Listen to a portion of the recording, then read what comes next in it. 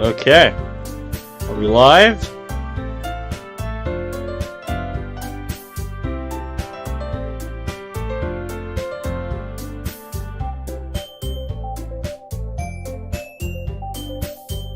This is what we're waiting to see here. This is what I'm waiting to see. Come on. This is what I'm waiting for here. Hello? Do I need to copy the new... Did this turn into a new stream key? Hello?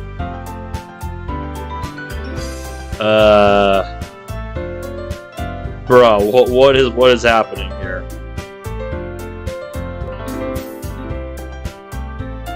What is happening?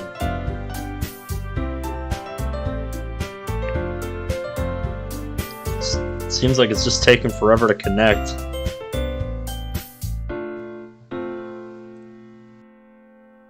Yeah, there we go. Took a while to connect there. But we are live. Excellent. The link. Just sending out them notifications.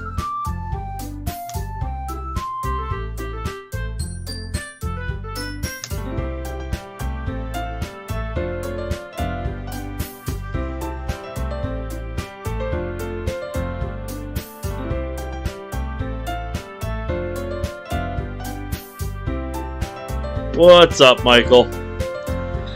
Took a while for the stream to connect.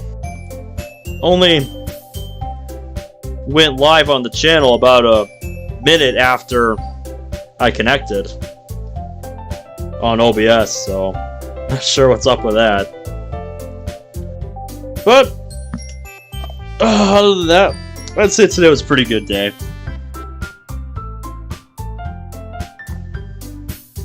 What's up, Cyrilkins?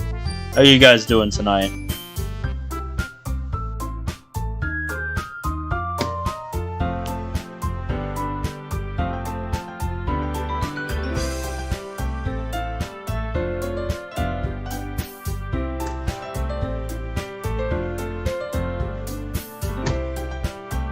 Huh? Oh, something happened, Cyrilkins, my man? And I'm glad to hear you're doing good, Michael.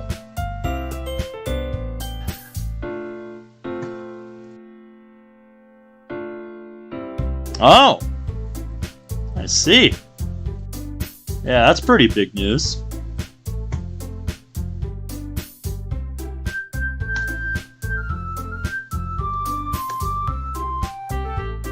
I hate to...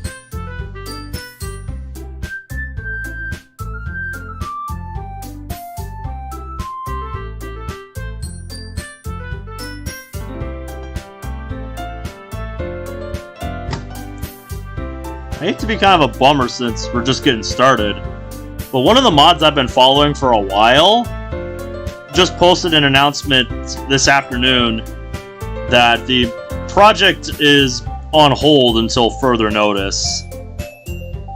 And that's the mod Secret Pain, which you might remember me and Abyssal made a couple videos on that a while back. And it was a cool mod. So I've been following it since then. And yeah, they just announced the project is on hold because they've got things going on in their life. Losing interest in the project. They just need to put it on hold so they can focus on other things. Alright. Just letting everyone know for people that aren't in the server. I'm pretty good, Jay-Z. I'm pretty good.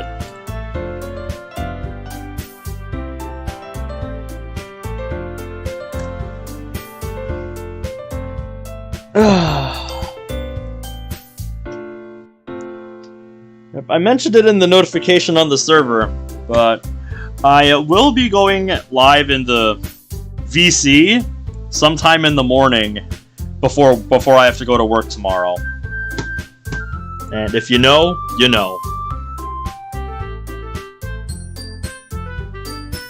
Because there's something kind of important going on tomorrow.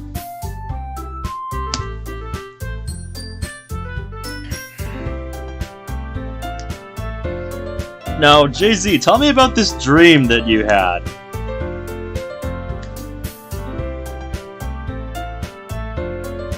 You've told me about quite a few of your strange dreams.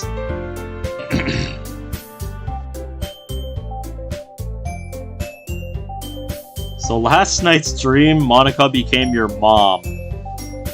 Oh dear. Momika is real.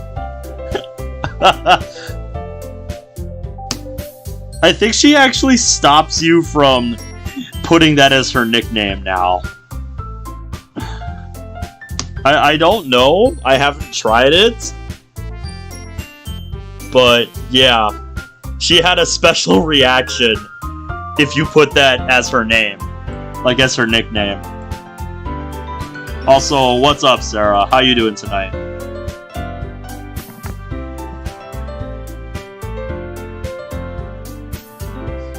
Yeah, let me know what you find on it.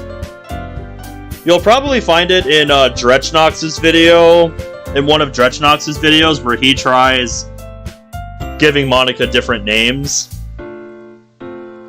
that she'll either like or not like.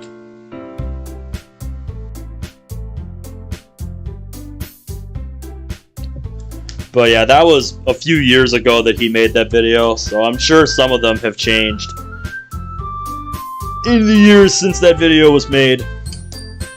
In fact, I've actually heard that Moss here is gonna be updating to a newer version of Python, which I both like and dislike that. One, I'm sure it's gonna allow the devs to do a lot more with Monica After Story, but the big thing is that I fear it is going to break compatibility with so many submods. Like, it's not even funny.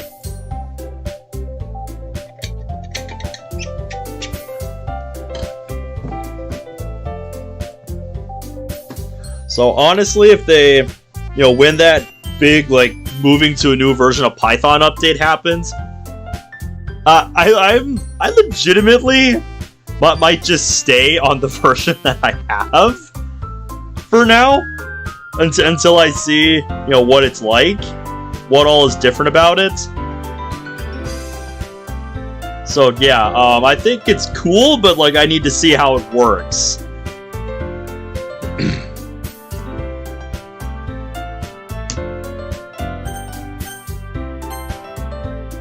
That's right, we ended last session at the big festival that's going on at the end of, I think it was, what, Golden Week?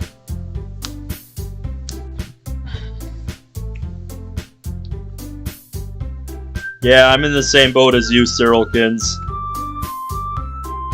I just wonder what's gonna happen to all of the sub-mods that have been made for this game over the years. Like the ones that are current right now. The ones that people are using, or people installed a while back and then the developer just doesn't support it anymore. It's like, those are the ones that tend to break. Those are the ones that tend to break with updates. Because the way the game is structured changes, and then it's looking for code that no longer exists, basically. So yeah, it just kind of breaks the game. That's why I had to turn off the auto weather change submod, which, up until it stopped working, was one of my favorite submods. Because basically it uses this website where you can get a key for, like, your location, and it tracks the weather on this site. And basically somebody made a submod so that based on like what that site said was happening in your area, it would display weather similar to that in-game. And I thought that was really cool. Unfortunately, that mod does not work anymore. It stopped working a few versions ago.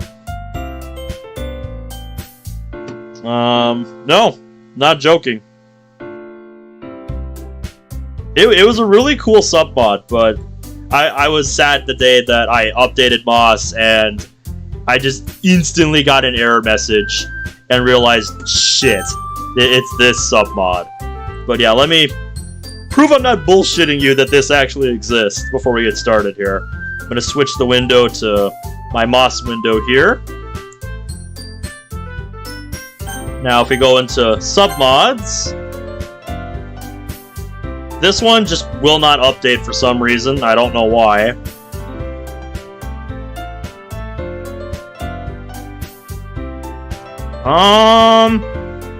Right. I had to remove it from the game so that it did not break it. But let me pull up.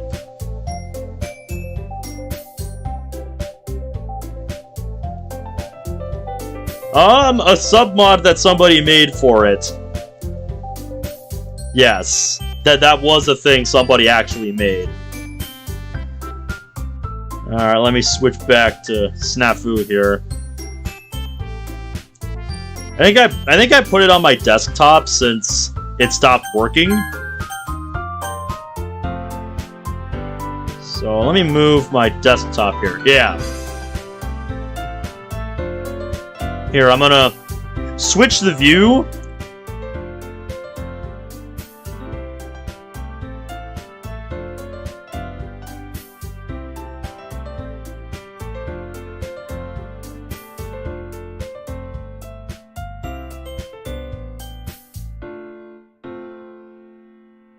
Version of Moss, you can actually get it to work, but it does not work on new versions of Moss.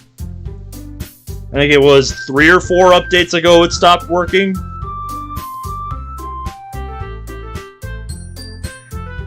So yeah, I was really sad the day that it just stopped working. But anyway, let's get back into some SNAFU here, because a lot happened last time we played. Here we go, yet again. By the time our group has reunited, there's only a short distance left between us and the shrine. Yep, the last thing we did was we were waiting in line with Yuri to get to the shrine with the club, because they said, well, you can save 2 spots per person, but, like, that's it. So we had to sacrifice somebody to stand in line with us. Yeah, that was a thing that happened last time. That was a thing that happened.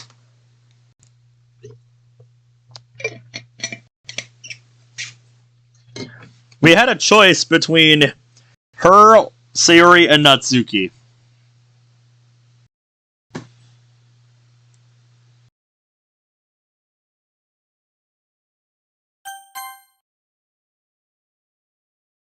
So yeah, let's see what happens at the shrine here. We arrive on the grounds after only a few minutes, which finally frees me from my linear standing prison. I bet. Unfortunately, Sayori begins tugging on my sleeve before I'm fully able to savor this newfound independence. Know what you're gonna pray for, Ben? Let's see. Given my skepticism towards things such as shrines and wishes, I figured asking for something simple would be the best idea. But you know how this works, right? If you tell people what your wish is, it's not going to come true. Like world peace, or maybe $1 billion. Hey, wouldn't we all love that? I'm not sure those count as simple. Sure they are! Can't get much more simple than $1 billion. Who doesn't know? Who doesn't understand the concept of $1 billion?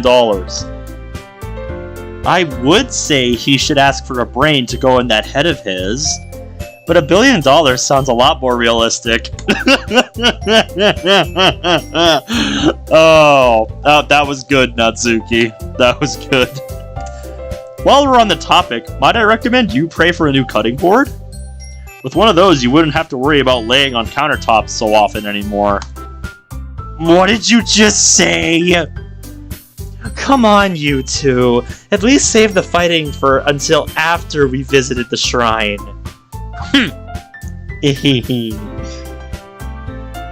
You say you're skeptical of shrines, Ben?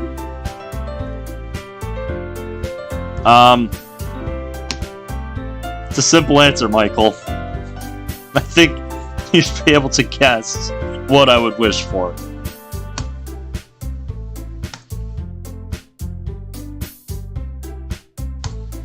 Do you not believe they're capable of granting a person luck?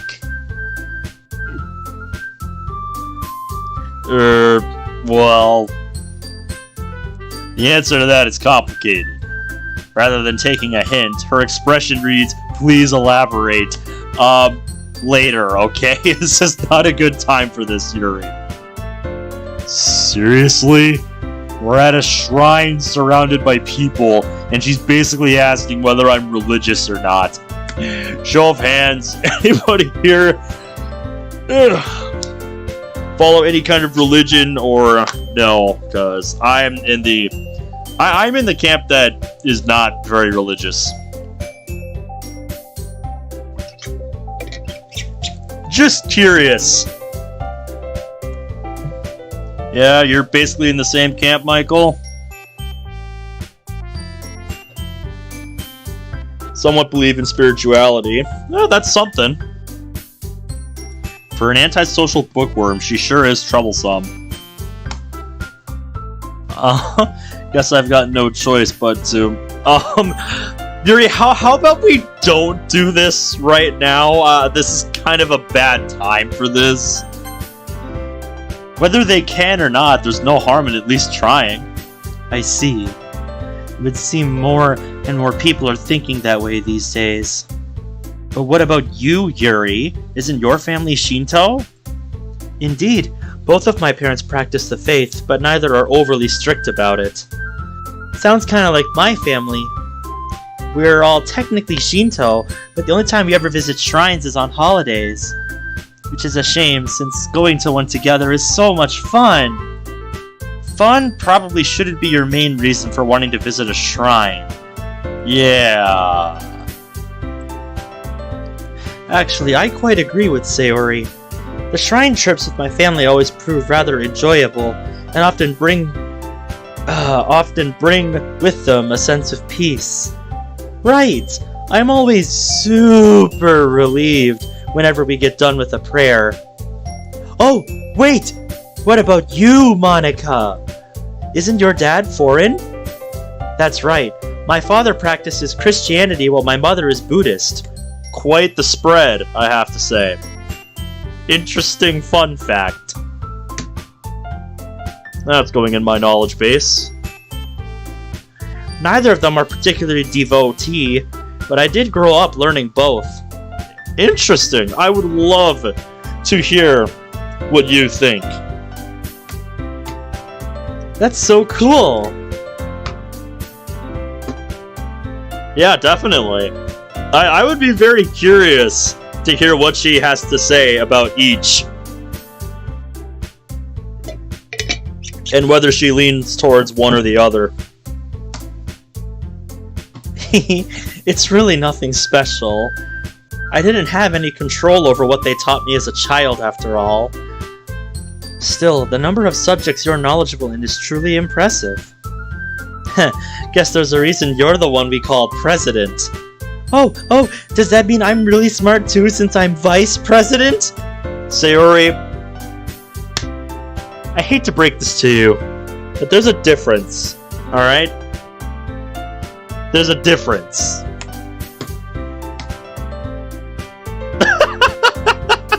That face says it all. That face says it all right there.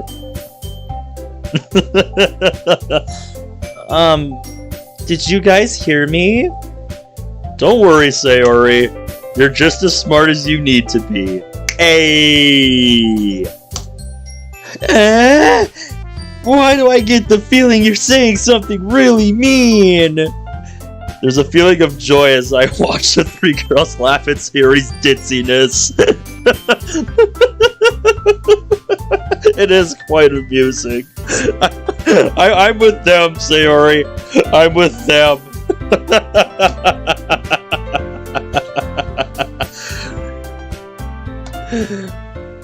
Once the teasing is stopped, we all take a moment to pray at the shrine. Given how both Natsuki and Sayori could be heard saying the word exam, it isn't hard to guess the nature of their wishes. We'll see if it pays dividends. With the clock nearing 10, we decide now would be a good time to begin back. Not too long after returning to our original meeting spot, a car arrives to pick up Yuri and Natsuki, and is soon followed by another that's come for Monika. Sayori and I exchange farewells to everyone before heading towards the station.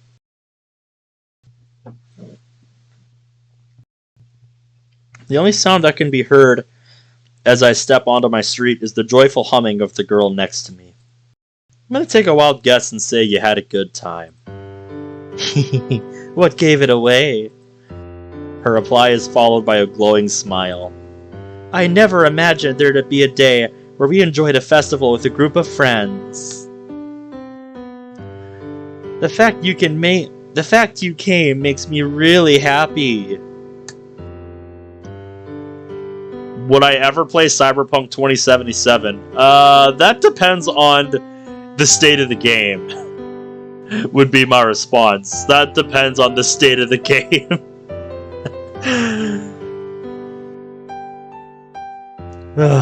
Honestly. I rest my hand on her head before gently stroking her hair. What's this for? No reason. Just felt like something I should do after seeing you act all cute and honest like that. Before falling too deeply into embarrassment, she turns her eyes up towards mine. What about you? Did you have fun? It's a strange feeling. Huh? Fun may not be the best word for the experience, but I'm certainly glad I went, if that's worth anything. Sayori stares at me surprised before smiling more softly. Would you do something like this again?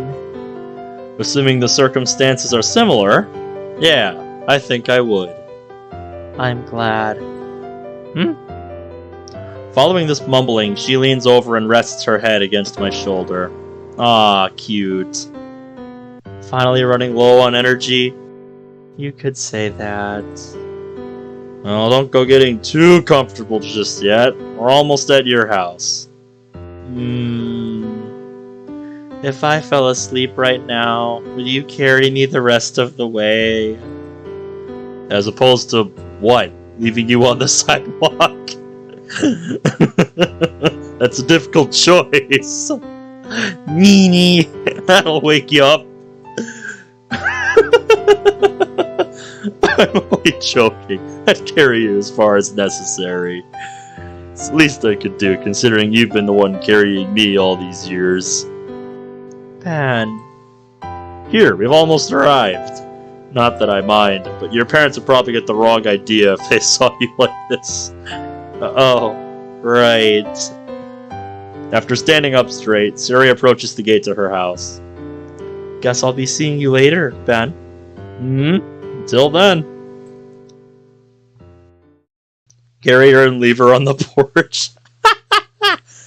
So yeah, I guess I could have finished it last session, but yeah. I was really tired at the end of last session. So I didn't want to push it. Better than yeeting her, yup. Friday, May 6th. Right. I remember this is going to be that one day of school we have before we have a weekend again after Golden Week. I still think that's ridiculous. That they would have, a week of break, start on a Thursday, and then just end on the very next Thursday, have 1 day of school and then just you have the weekend. I still don't understand that decision.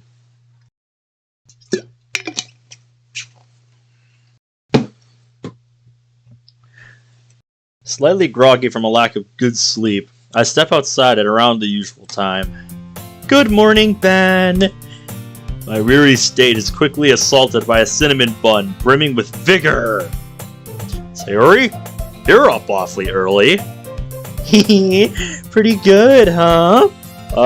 Yes, that is impressive in its own right. You probably thought I was gonna skip today, didn't you? Skip?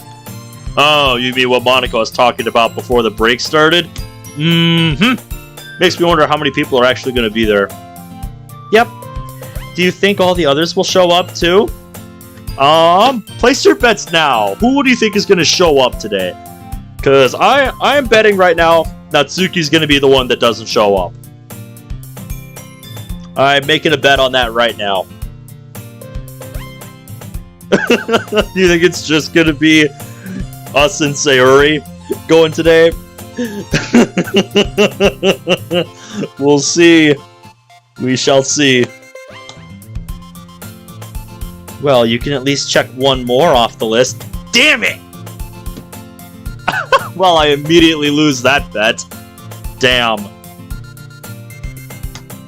Natsuki approaches us from down the sidewalk. Natsuki! Wait, hold on. She's overwhelmed by Sayori's affection even before having a chance to defend herself. I never see you in the mornings. This is great. We should walk together more often. Slow your roll, will ya? You're wrinkling my uniform! Ah, sorry about that. Once her captor has granted release, Natsuki quickly begins patting down the front of her blazer. I'm surprised to see you're still out and about given how early you normally are. Was eating breakfast not worth the extra effort this morning? Please, food is the last thing on my mind after everything I ate last night. Natsuki exaggerates her point with an exasperated sigh, but still manages to lose the vice president's attention. How early you normally are? Have you two walked together before? In a sense, though saying we headed in the same direction after bumping into each other would be more accurate. She turns to Natsuki with an interrogative gaze. He's right. It was a total coincidence. I see. Well, now that I know, we should all try going as a group more often. An optimistic suggestion, but don't forget you're just now at a point of not consistently being tardy. He's got a point, Sayori. He's got a point. Aiming to wake up even earlier might be a stretch. I think we all do, Jay-Z.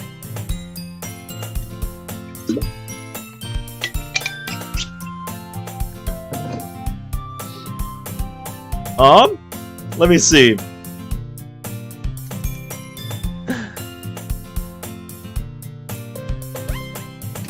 Vote right now. Vote right now.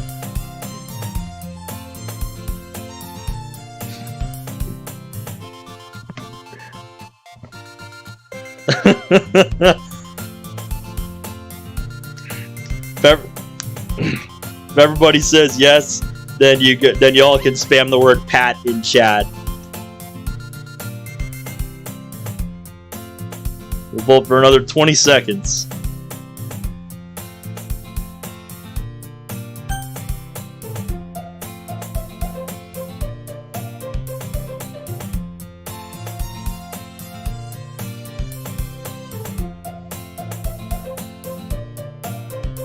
Yep, everybody says yes. Alright. Next 30 seconds, y'all can spam Pat the Bun. Pat Sayori.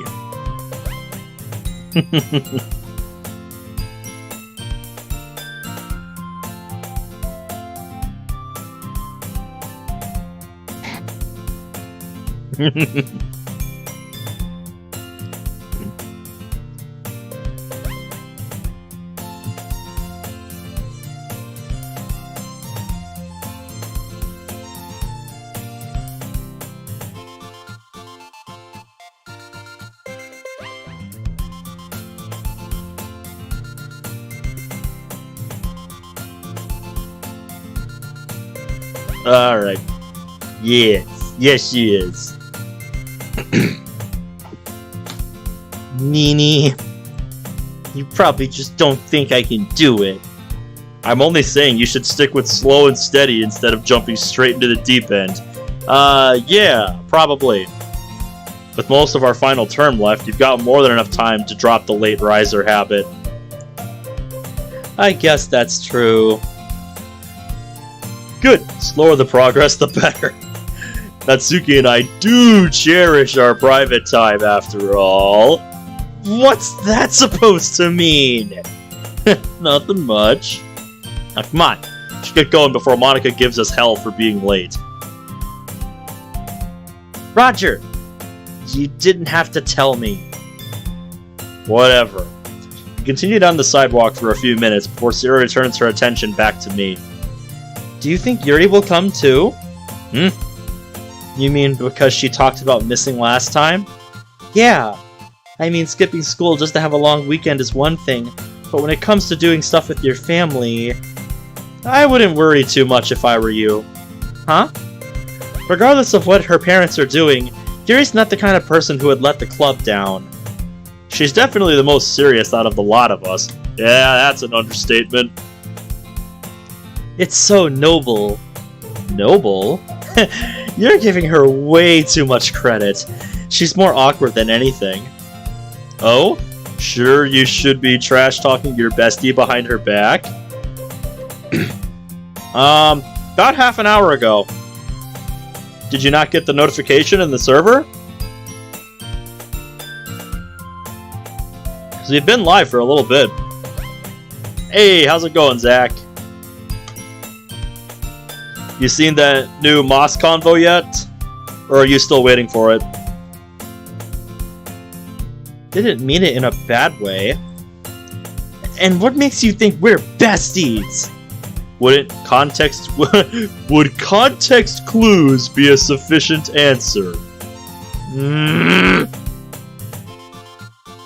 Wait, what were you saying about Yuri being awkward? Yep, tomorrow would be a good day to see it. Oh, well, it's kind of like she only goes out of her way because she's afraid of somehow losing her position in the club.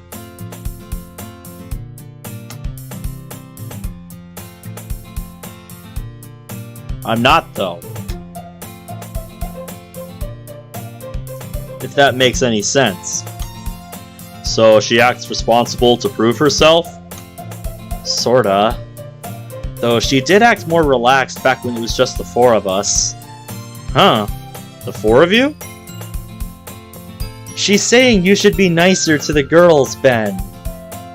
Eh? What the hell kind of arithmetic did you do to get to that interpretation?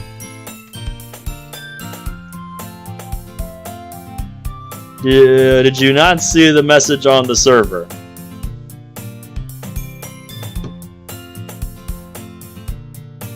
Sayori's not wrong.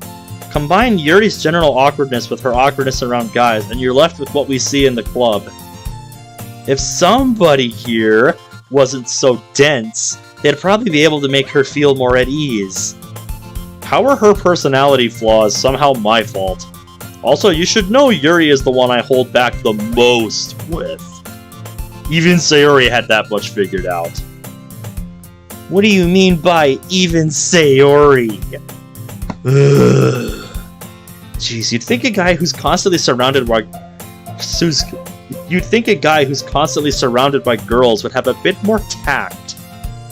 What are you gonna do if you ever try dating Natsuki stops mid-sentence as she realizes what she's asking.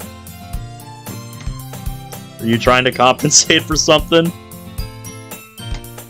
Apparently interested in the topic, Sayori watches her with wide eyes before turning to me. Dating, huh? To be totally honest, the thought hasn't really crossed my mind.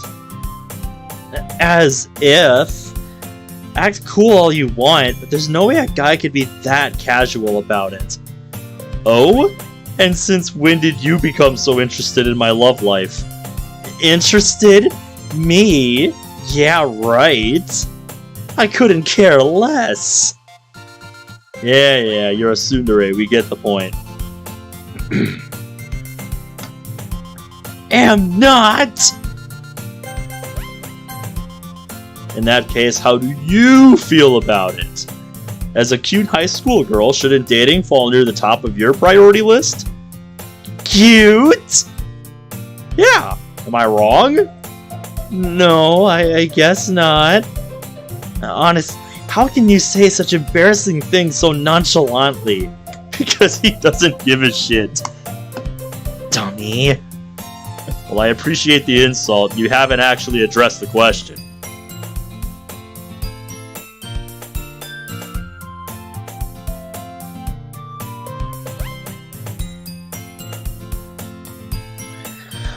What were you expecting me to say?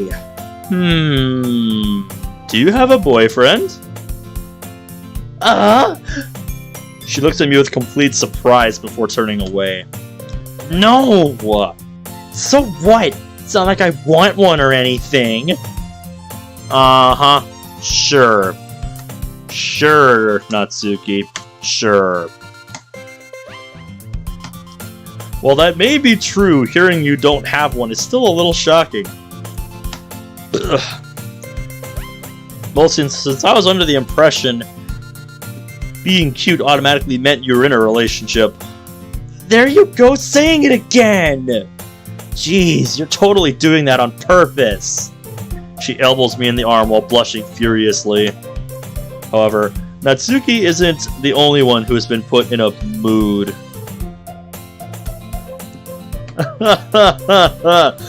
Yeah, you showed me that earlier. That's about what I would expect from you, but my god, am I ever surprised the game can handle that much stuff. And what's got you all pouty?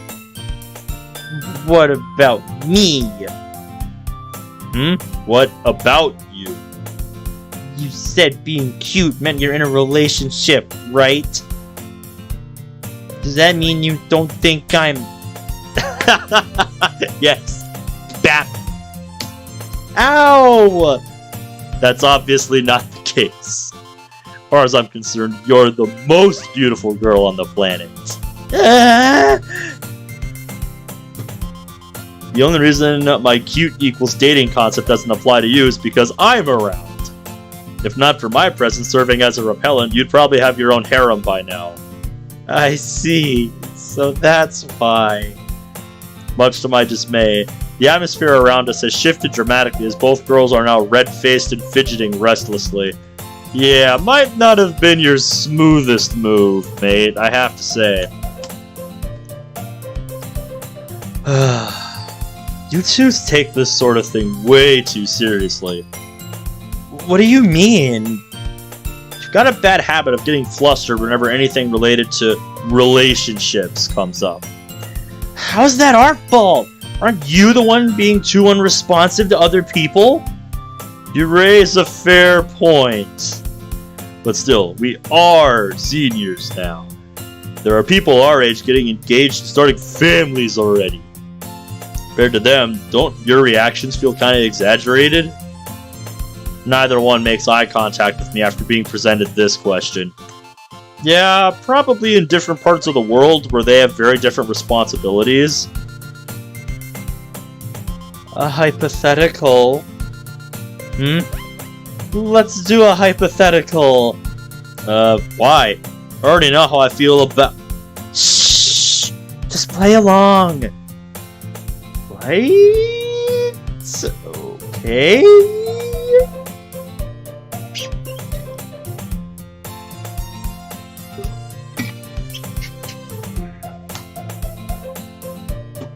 Sari nervously continues as we approach the school gate. Let's say, and remember this is only a hypothetical, but let's say you had to date a girl, and this girl to be someone from the club. Sayori, what do you think you're asking him? Like I said, this is just a hypothetical. Ooh, those are always fun. We're greeted by an eager club president as we approach the front gate. What convenient timing for you to show up, huh? Monica? That's the name. What are you doing out here? Making sure 3 of my precious club members have arrived safe and sound, of course.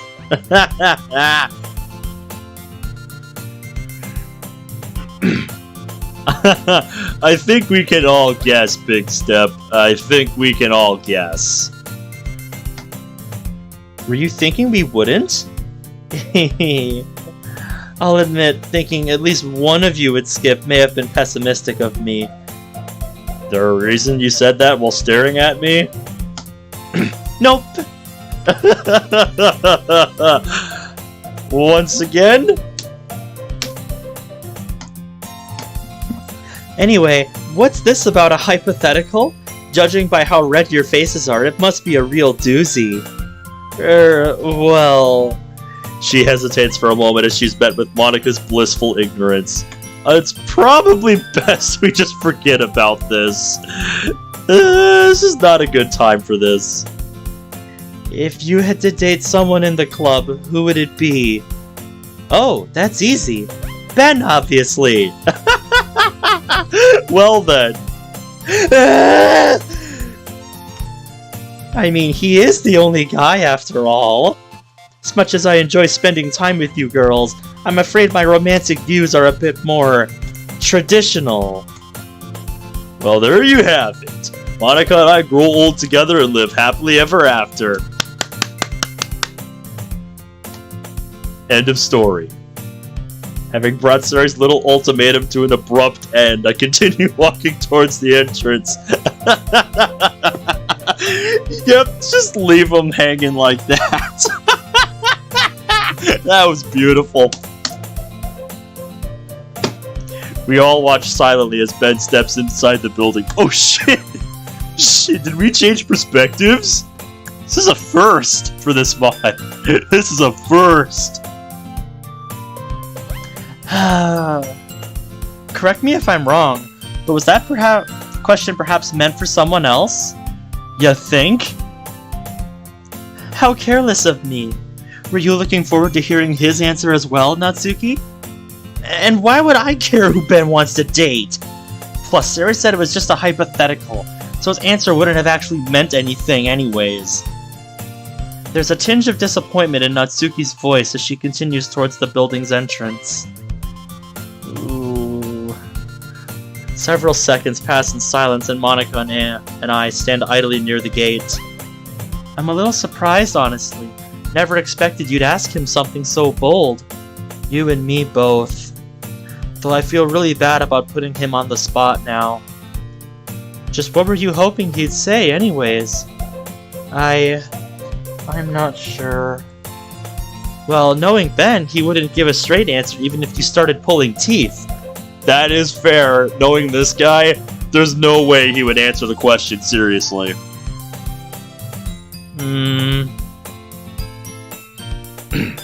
And thanks for stepping in, Monika. Don't know what you're talking about. I was just having fun answering a hypothetical. Now come on, we should hurry and head to class. As Monika turns towards the entrance, a feeling of tightness quickly creeps through my chest. She's so cool and thoughtful.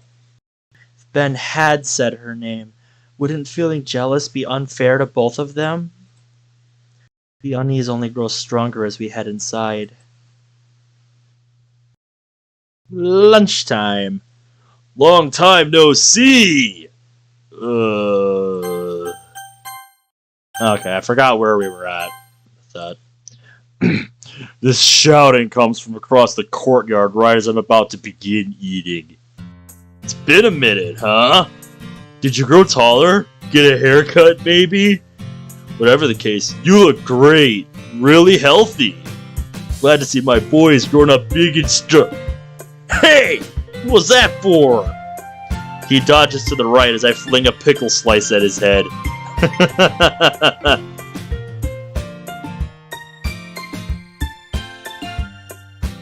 Sorry, the birds just seemed kinda hungry. Were you trying to feed them off my face? Whatever saves me from having to look at it. Jerk.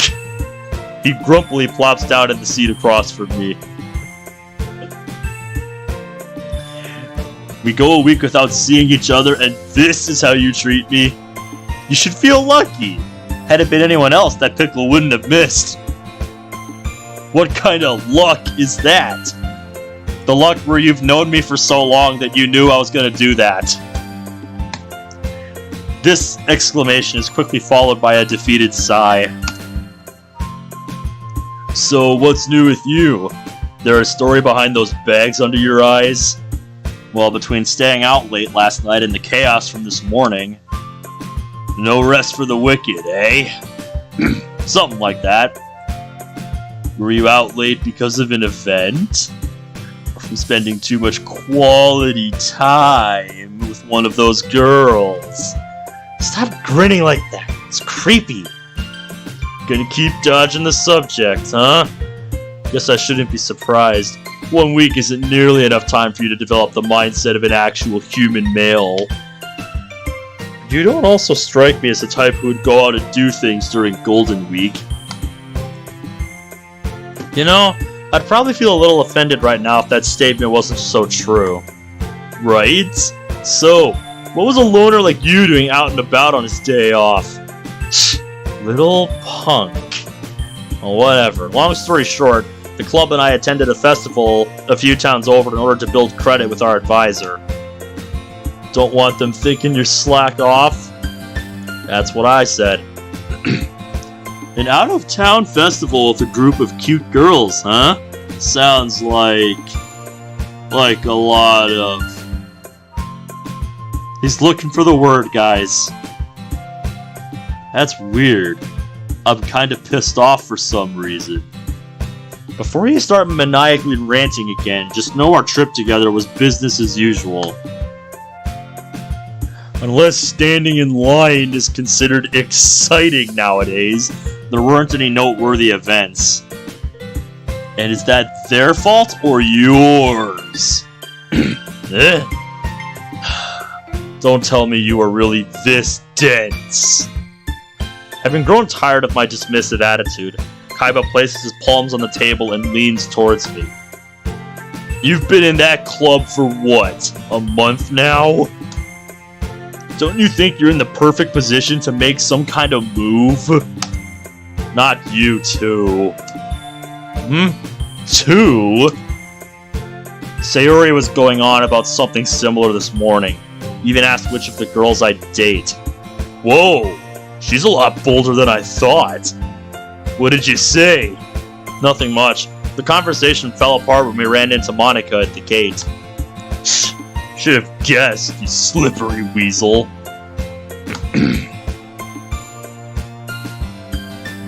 Mind not comparing me to rodents? He leans back, clearly dissatisfied. In that case, let's say you hadn't been interrupted. Who would you have picked? Haven't we already gone over my feelings toward hypothetical questions? Yeah. Luckily, this isn't about what you want. It's about me. And what I want is an answer that's not in the form of a complaint. Capiche? Honest, is there a limit to how unreasonable you are? If so, I certainly haven't found it.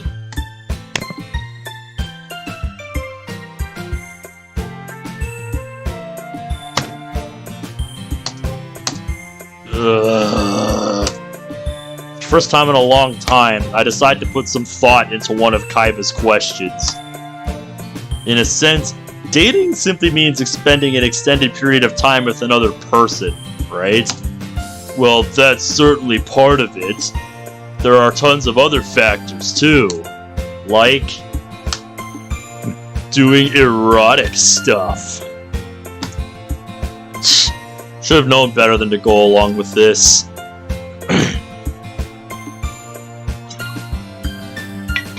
Panic spreads across his face as he watches me stand up from the table.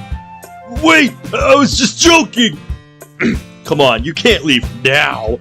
Not when we're so close to making a breakthrough! He bows his head so fast it's a miracle he didn't bust his skull open on the table. The fact that you'd go this far for something so trivial really does blow my mind. Fine, not like you'll ever ease up otherwise. Great! Before I even have time to blink, he's sat upright and has given me his undivided attention. This guy really is a moron. Putting the obvious aside, the question is basically who would I want to spend more time with between Sarah, Yuri, Natsuki, and Monika?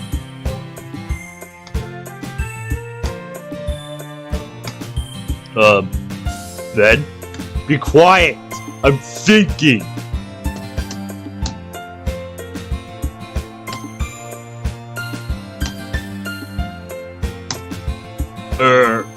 Hello? Anyone home? This is really taking a toll on him, I can tell. I don't know. Seriously? All that thinking just for, I don't know? It's an honest answer. What more do you want from me? Something useful would be nice for once. You say something, punk? Oh well. Guess there's no helping the thickness of your skull. Yes, I much prefer it that way, thank you very much. And thickness saved me from damage against an apple pie box a couple weeks ago. After having either been convinced or given up, Kaiba sets his lunch on the table and begins eating. Thinking now would be the perfect opportunity to do the same, I instead find myself paused watching him. So, what about you? You went on a trip with your family, right? How was that? His shocked expression almost makes me think I've said something completely ludicrous. Am I wrong? No, not at all. Just surprised you actually asked about something I did. Why? Because you never have before.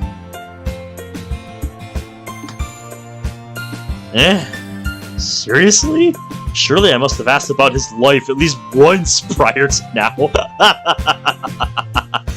In an effort to downplay my uncertainty, I offer a casual response. While following precedent is important, forget I brought it. I wasn't telling you not to! Man, you really are all over the place today. You sure there's nothing going on?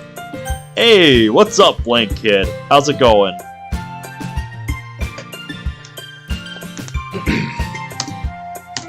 Positive. If you say so. He's clearly unconvinced by my answer, but he still decides to drop the topic anyway. And that's good to hear, mate. Always good to hear people having a good day. Regarding my trip, well...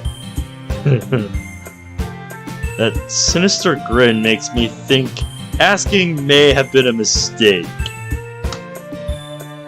So, me and my parents went to visit my uncle in Osaka, right? And there was this big haunted house attraction near the festival grounds. My little sister was super scared to go inside. She denied being afraid. But an older brother can tell these kinds of things. The rest of our lunch period is spent talking about the absolute mania that seems to follow Kaiba wherever he goes. Ah, damn. Guess the story's getting cut short. Knowing him, yeah, he just has too much pride to admit it. That's probably a good thing. Hearing more would have only degraded the already pitiful mental image I have of you even more. It sucks we couldn't talk more. But don't go thinking you're free from our earlier discussion just yet. Yeah. We have all term to go over the Chronicles of Kaiba. Not the part about me. Try giving it some more thought, would you? Not like being oblivious is gonna get you anywhere. So he's still hung up on my relationship with the girls. Guess that's nothing new. You sure have gotten awfully nosy recently. Of course! Snooping around is what being friends is all about. Sounds to me like you just have a poor understanding of the word. Great! We'll mark it off as something else we have in common. Not letting my melancholy break his stride, Kaiba makes his way back into the building. Alright, now that we're at evening, I'll check those Discord messages.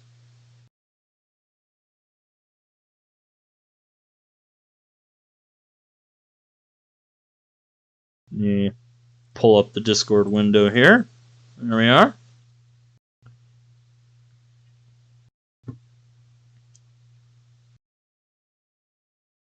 Today is an important day. I had to send the gang away, otherwise they'd be accusing me of favoritism.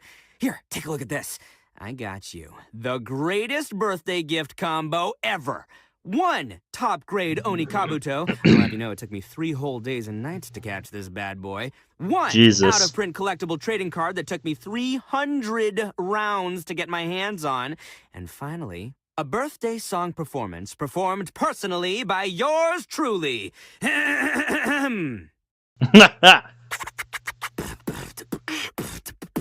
Happy birthday to you. Happy birthday to you. Happy birthday, dear traveler. Happy birthday to you. Nice beatboxing. Now, what's this one? Something trippy?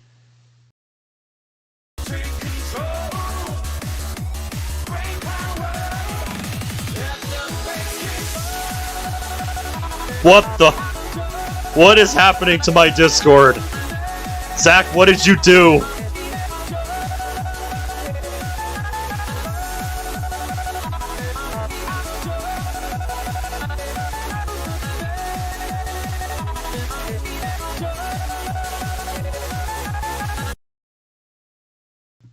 What the hell did you do to my Discord? I've never seen anything like that. Yes, you did make me look. Good job.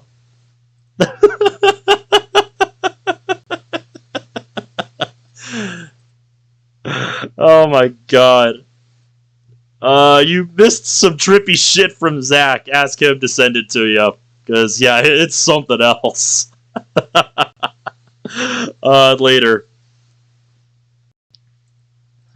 Stepping inside the club room, the first thing I notice is Yuri walking towards her desk. Looks like nobody skipped after all. Wow.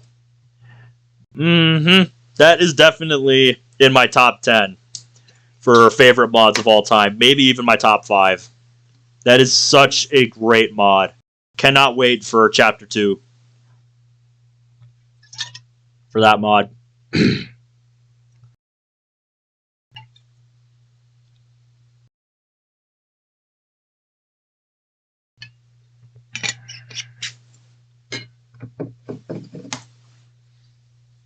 Makes you proud, huh? You came out of nowhere.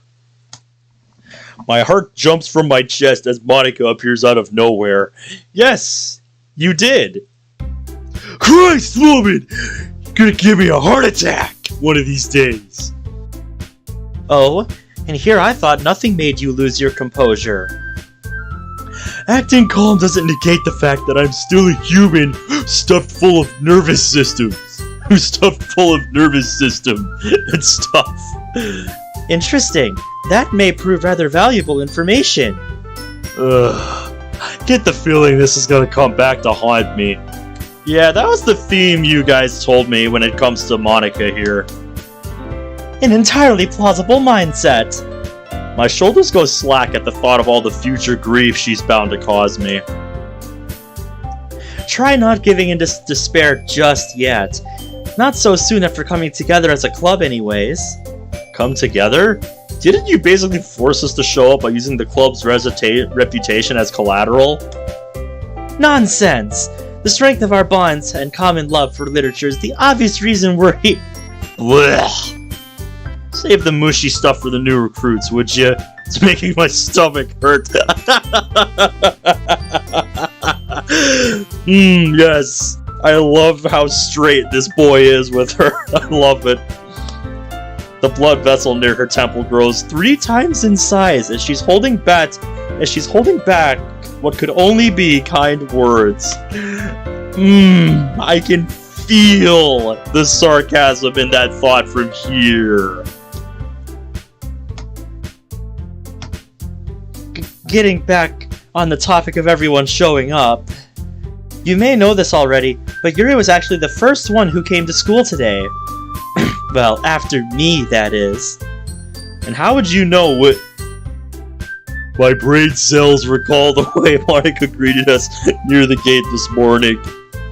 Wait, were you standing outside that whole time just to make sure nobody skipped? Ding ding ding ding ding!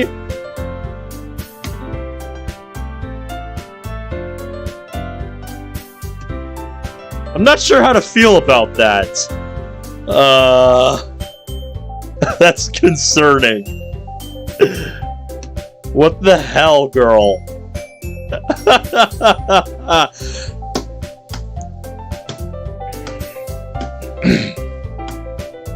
Quick-witted as always, I see. Please, it wasn't exactly rocket science. What did you plan on doing if somebody had played hooky? I'd get them, of course. Eh? I'd get them. I see. Sari's right. Monica is kinda scary. You're just now figuring that out. You are just now figuring that out. Well, no point worrying about it now. Everyone still seems pretty exhausted from our trip, so feel free to use this meeting as some high-quality R&R time. Leaving as abruptly as she appeared, Monica makes her way towards the teacher's desk. Following her lead, I set my own stuff down before taking a seat. I am pretty tired. Taking a full-on nap may go beyond what she meant by R&R. Ah well, she can always just wake me up if that's the case. Not long after resting my head on the desk, every ounce of fatigue from the last 24 hours hits me like a truck, left falling into a deep darkness. The nearby presence pulls me out of my slumber after about 20 minutes. Be better off taking a picture. Yuri stands staring from barely 2 feet away. Sorry, did I disturb you? Do you mean my sleep or me as a person?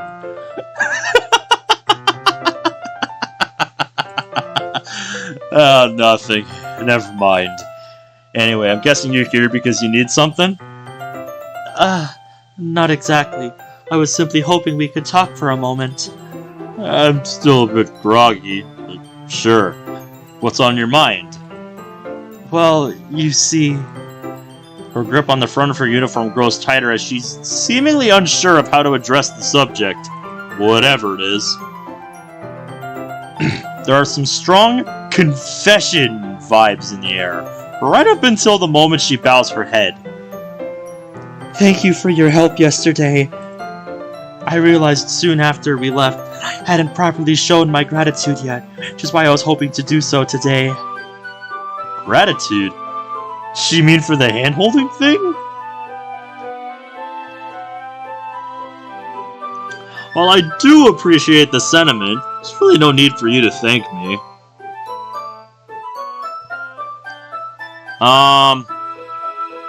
I've seen bits of it here and there when I was a kid. But I didn't, watch it religiously or anything. I mentioned this when we were at the festival, remember? About how I was partially doing it for my own reasons. That's right. Even so, you still provided me a great deal of support. She lifts her head. Without your help, I'm sure my cowardice would have caused a great deal of trouble for the others. Which is why I wanted to thank you not just on my behalf, but partially on theirs as well. Everyone was able to fully enjoy the festival because of you. For that I am sincerely grateful. She does another quick bow. Like I said, I really didn't do anything praiseworthy. Yuri! Both our attentions are drawn away as we hear this. You're talking to Ben? What's that about? Just discussing the events from yesterday. Anyways, was there something you needed? Can I borrow one of your pens real quick? Mine's completely dead. Of course, I don't mind. Sorry again for interrupting your rest, Ben. No worries.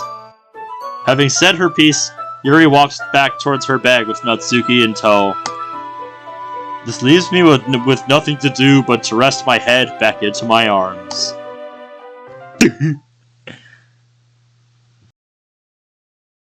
My decision to rest quickly proves detrimental, however, as various unsolicited thoughts begin creeping in. Grateful? To me? If she knew I was merely helping for my own reason, why go through the trouble of saying all that? Maybe she was messing with me. No way! This is Yuri we're talking about. Being overly nice is probably just her way of saving face in front of the other club members.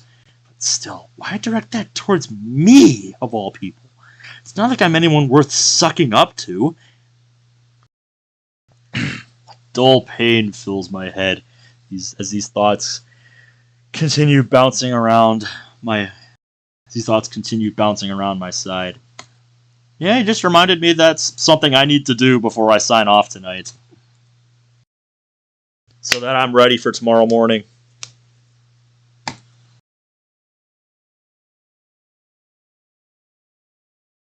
And we just skipped straight to Saturday, because I guess we fell asleep on the disc and nobody bothered to wake us up until the next morning.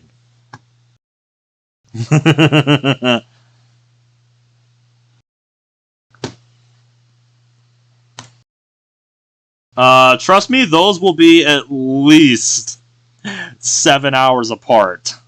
Because I tend to go to sleep between 3 and 4, and I tend to wake up typically between 10 and 11. So there'll be a gap between streams to get some rest. Don't worry. And I'll send a notification in the server when I'm going live tomorrow on the server.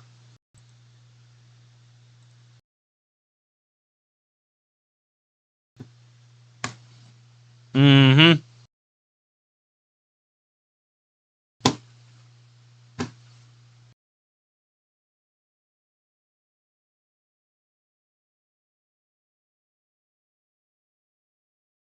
Yeah, I said it in the announcement to the server in the events channel.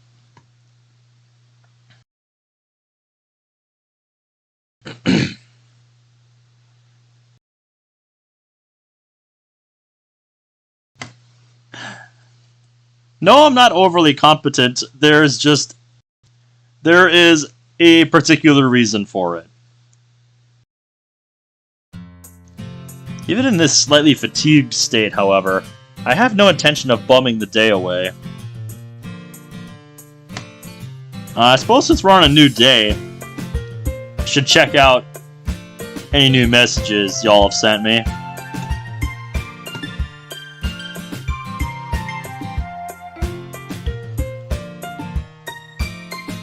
Interesting. Interesting.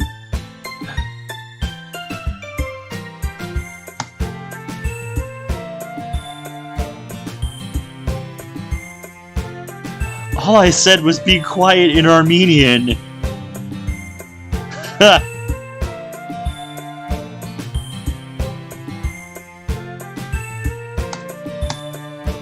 Should I spend my free time?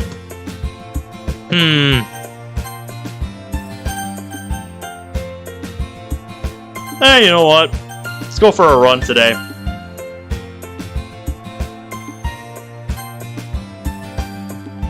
Oh, this is different. The morning sun feels warm against my skin as cool, damp air blows by me. Should be possible to finish before 8 if I only do 1 lap. Could do 2 more later tonight and then call it a day. Setting the plan into place, I begin to jog down the sidewalk. The time spent between workouts is largely uneventful, as I do nothing other than prepare meals and watch TV. Yeah, sounds like the typical weekend day.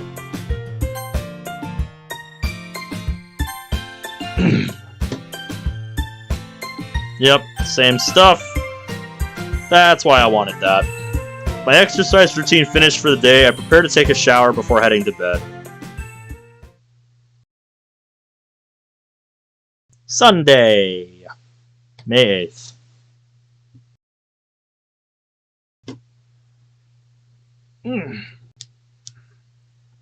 Ding, ding, ding, ding, ding. You figured out what I meant by my not-so-subtle hint in that announcement in the events channel.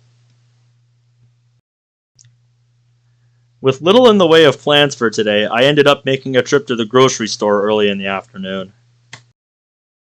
But yeah, I'm doing it tomorrow morning because I have to work tomorrow, and I'll only be home for like 2 hours at most of the day otherwise. So, you know, I want to do it before I go to work.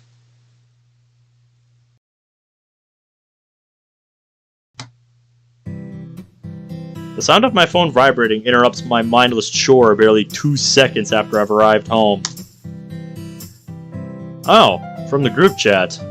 Message. It's a message from Monica. Thanks again for showing up on Friday, everyone. You all seemed pretty worn out, but I'm glad you decided to come in spite of that. The club president, nothing could make me more proud. I think you're way too hung up over that, man. A familiar feeling of uncertainty surfaces while reading over these upbeat messages.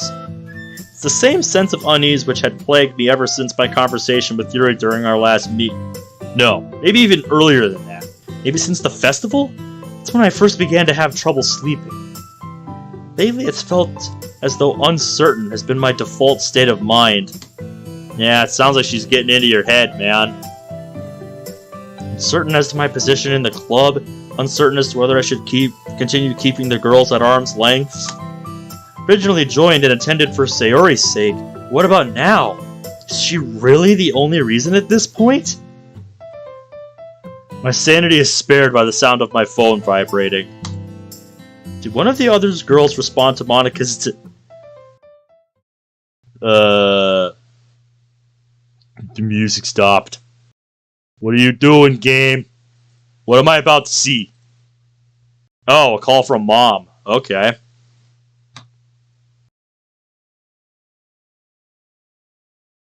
What do you want?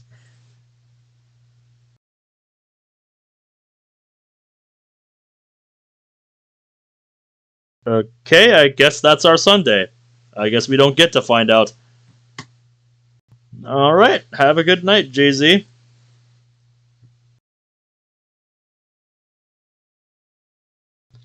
Stepping out of my house later than usual, I quickly spot a curl-haired girl from across the street doing the same. Good morning, Ben. Good morning. She takes her usual spot beside me as we begin making our way towards the school. I'm surprised to see you leaving so late. Then again, I guess I'm not one to talk, huh? Well, I'm glad to hear that, Nate. That's good to hear. But still, doesn't waking up early and going to school like this feel kind of weird after such a long break? And why did they even bother making us go last Friday? I mean, if they already know a bunch of people are gonna skip... Ooh, that reminds me! There were only 12 people in my class last week. 12! Out of 30! Can you believe that? Yes, that does sound pretty believable. That more than half the class skipped. Well, I guess it wasn't all bad. My teacher actually ended up thanking everyone who did show up, which was kind of nice. Well, I hope that clears up in the next couple days for you, man. That's no fun. Oh, she seemed pretty surprised that I was one of them. But Monica was counting on us. There's no way I could have let her down as vice president just because I was a little tired from the festival. Speaking of which, wasn't that whole trip super fun? I'm glad we were able to go together. I was hoping we could talk more about it on Friday, but we ended up bumping into Natsuki in the morning, and then I saw you sleeping during the club meeting and didn't want to interrupt. Really? That's a first. Since this one went so well, maybe we'll be allowed to go on culture studies more often. Though I guess that could actually be a problem. She probably doesn't want any of you to know, so don't tell her I told you this. But Monica almost wasn't able to come to the festival with us. Planning around her schedule felt more like solving an algebra problem. She was super busy even during the break. Still, seeing how hard she works only makes me respect her that much more. She really is incredible, don't you think?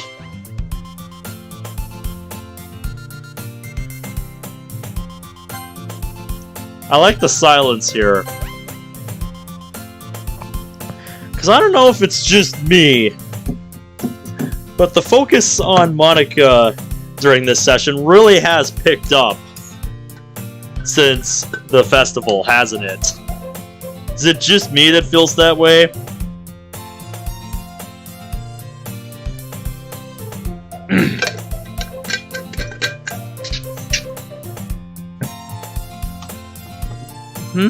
Ben? Sayori leans over and pokes me in the arm. Oh, sorry. Sayori, what were you saying? Is everything okay? You seem kinda upset. Sayori knows me better than anyone. She's bound to catch on to these things eventually. Guess there's no point in trying to hide it from you. Here, take a look at this. Pull out my phone and bring up the call history. Her eyes quickly land on the problem. Your mom called? Mm-hmm. Around 1 o'clock yesterday in the afternoon. Why? She wants me to meet with her today. Meet with her? Wait, she wants you to go all the way to Tokyo? Today? But we have school! She's off work until tomorrow, but will apparently be swamped for the foreseeable future after that. In other words, today was convenient for her. I swear, that woman never fails to annoy me. Didn't you just go up there before the semester started? Why does she suddenly want to see you again? She mentioned something about entrance exams, but I imagine the real reason is because she wants to know how much longer I'll be living in that house. They've been tired of paying the bills for a while now. Cheap bastards. A downcast expression appears on Sayori's face. Sorry, I know hearing me badmouth them must be uncomfortable for you. I'm fine. Will you have time to go there and come back without missing school? No, I'll likely end up leaving during lunch. What about the club? Huh? You haven't said anything in the group chat about being absent. Oh, right. Sorry about that. I'll send a message right before I leave. And Sayori, if any of the girls ask why I'm gone, well... Don't worry, I won't explain what's going on. I'll just tell them you weren't feeling well or something.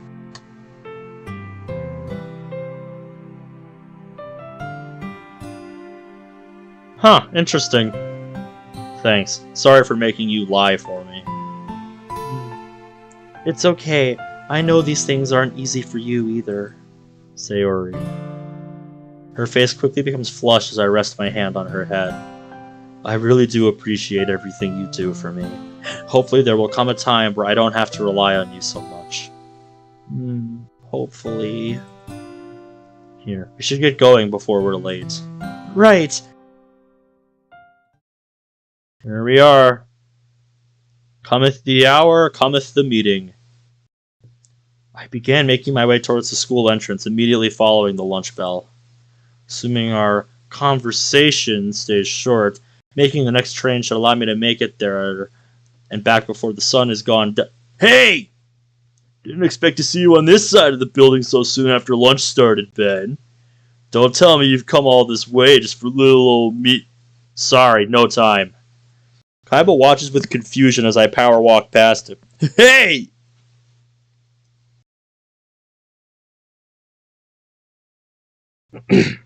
Monica steps into the club room not long after I've set down my things. Sorry, everyone. Looks like I'm the last one here again. Natsuki and Yuri, who arrived before me, also turned their attention to her. As much as I enjoy the idea of this being everyone, you should know Ben is not here yet either. It isn't unusual for him to arrive last, but this is late even by his standards. Perhaps he got held up? Ben? Have the two of you not checked the group chat today? Group chat? She pulls out her phone after hearing this. I'm afraid not. My phone remains off while in school. That would certainly explain why you haven't learned of Ben's absence yet. She holds her phone up in front of a puzzled Yuri. Here, he sent a message saying he was going to miss around the time lunch started. Do you think he had other matters to attend? I bet he's just slacking off.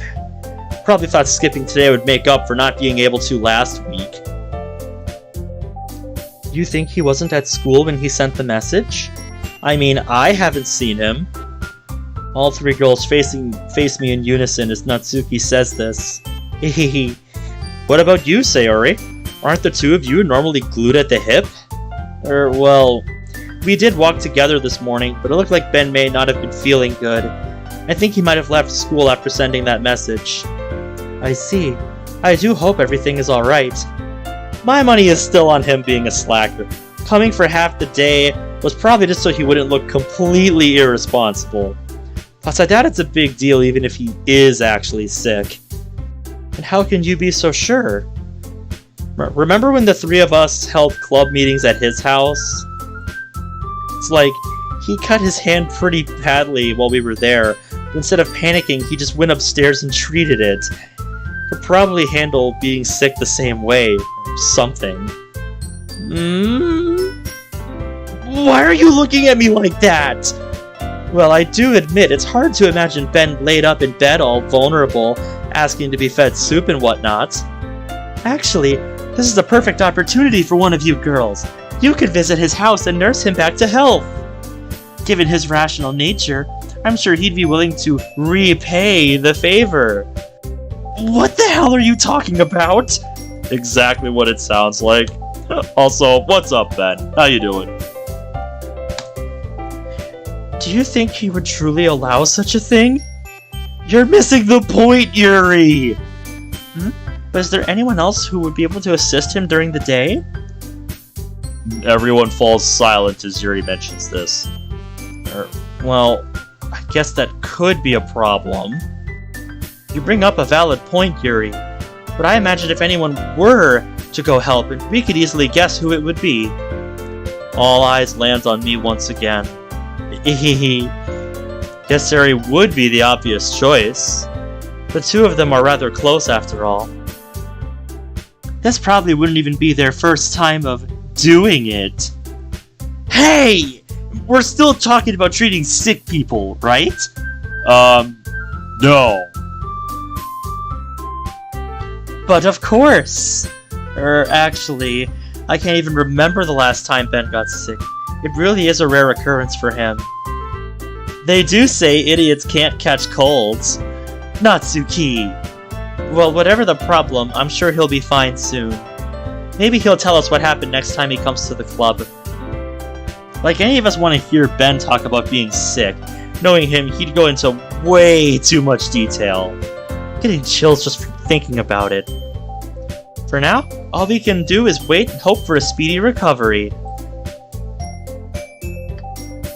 Yep, truly perfect, my man. In the meantime, we'll continue holding our club meetings as normal, okay? Everyone nods in agreement for returning to our usual positions. We all packed up and began leaving once Monica announced the end of our meeting. I wish it was. It was raining earlier tonight, but it's not raining right now. A voice calls out to me not long after stepping past the front gate. Excuse me. There's a third-year boy leaned up against the wall a few feet away. Bradley, my man. Good to see ya. Sorry to stop you like this, but, you know who I am? You're Kaiba, right? Ben's friend. He lets out a sigh of relief as I say this. Don't need that apostrophe. Thank goodness. That'll make things easier. Hmm? Oh, sorry. I wasn't trying to be weird. Just didn't want you to think I was some random guy trying to confess or something. I see. Were you waiting out here for me? Yeah, but don't worry. I had to stay late today, so it's not like I've been standing here since last bell because I forgot you were in a club. Ha ha ha ha ha. Uh-huh. Uh-huh. Uh-huh. Yep. So why did you want to speak with me? We live in the same direction, so let's talk along the way. If that's okay with you, of course. Sure. Having received my confirmation, Kaiba picks up his bag and we begin heading away from the school. Yeah, we're in Sayori's perspective right now, by the way, in case you were wondering. The thing is, I actually wanted to talk to you about Ben. Did something happen? You probably already know this since you're in the same club, but he left school today right around the time lunch started. I bumped into him as he was leaving, and he seemed kinda... I don't know... different, maybe? Like something was wrong. I just wanted to ask if you knew anything about what might have been going on with him. Well, he mentioned not feeling well during our walk to school this morning, so maybe that's the reason. Not feeling well? He didn't exactly look sick. But if that's what he told you, then I'm sure it's true. You are the person he's most honest with, after all. Huh? Oh, sorry. It's a strange thing to say to someone you barely know, huh? Still, it's hard not to think that way. 90% of the time Ben talks about someone, it's about you. Honestly, the guy needs to hurry up and commit already. I watch as Kaiba rubs his neck while letting out a sigh. The two of you really are close, huh? Well, as much as he'd probably deny being called close, I do consider Ben a good friend. Though with his personality, there are definitely still times where I want to strangle him. Sorry about that. No worries, I've mostly gotten used to it at this point. After walking for a short while longer, Kaiba stops. My house is this way, so I guess I'll be seeing you later. Right. And Kaiba, I'm sure Ben considers you a close friend too, even if he won't admit it. Really? Thanks, Sayori. A strange thought crosses my mind as he walks away with a now deep red face. Did I just trigger a flag I shouldn't have? This new development worries me for the rest of the trip home. Yes. Something tells me this is not going to end well. May 10th. Already evening? Damn.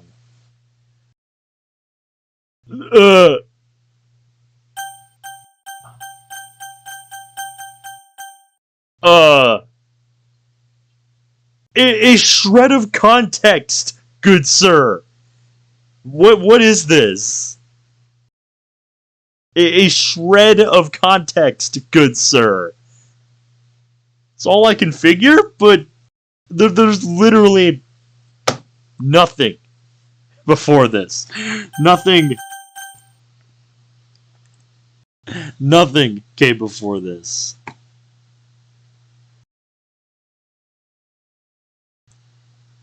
While I'm thinking about it, I'm gonna look at some memes that Onyx sent me here. This is something I should start doing. I need to put a bag of zip ties in my car so I can start doing this. Because that is fucking hilarious. I think we've all been there before. Hey, what's up, Crisp?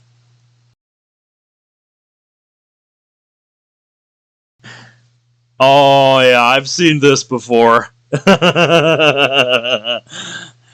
If I ever got to this point in my life, I would be staring out at literally millions of zombies and Diablo monsters and players I've killed in multiplayer on various games. And just be like, oh, shit.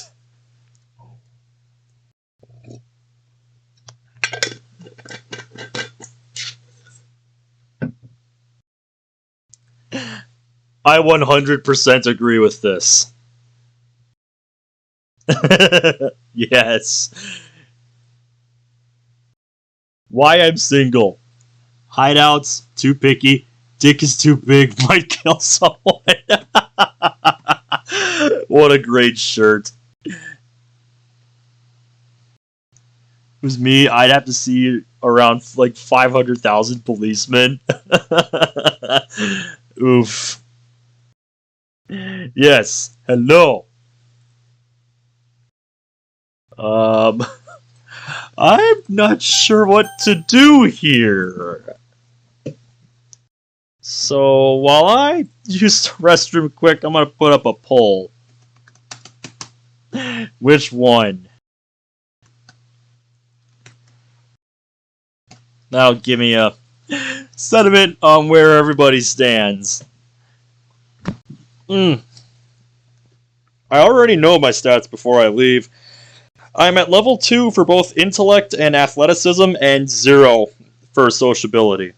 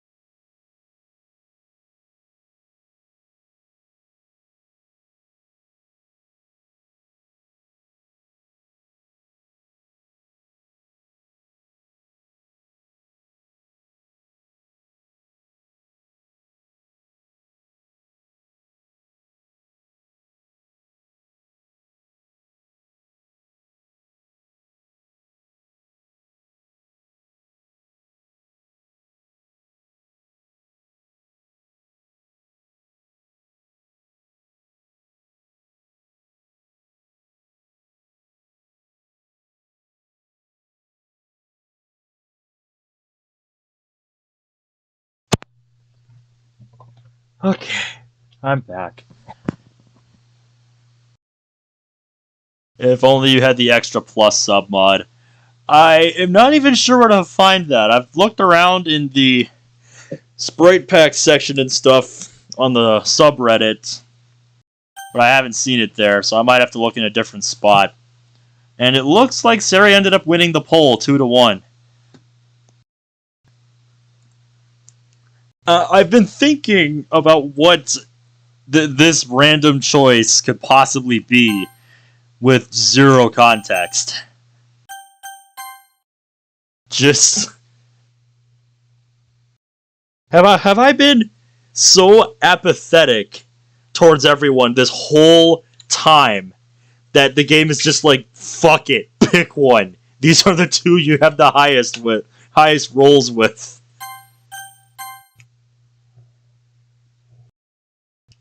Fucking pick one. I genuinely don't know what is happening.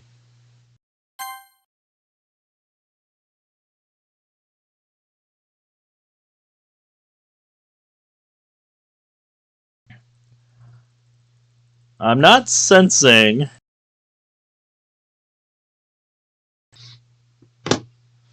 I'm not picking up any kind of hidden button or anything.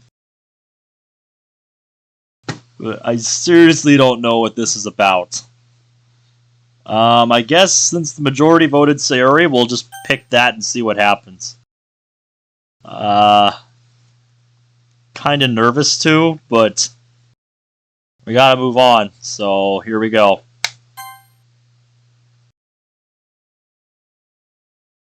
Oh! Oh, okay, are we...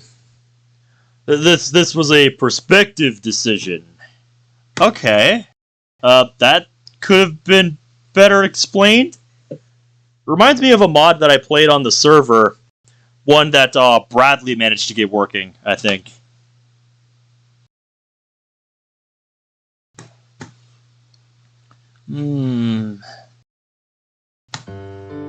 Resting my head on the pillow, I stare blankly at my phone's dimly lit screen.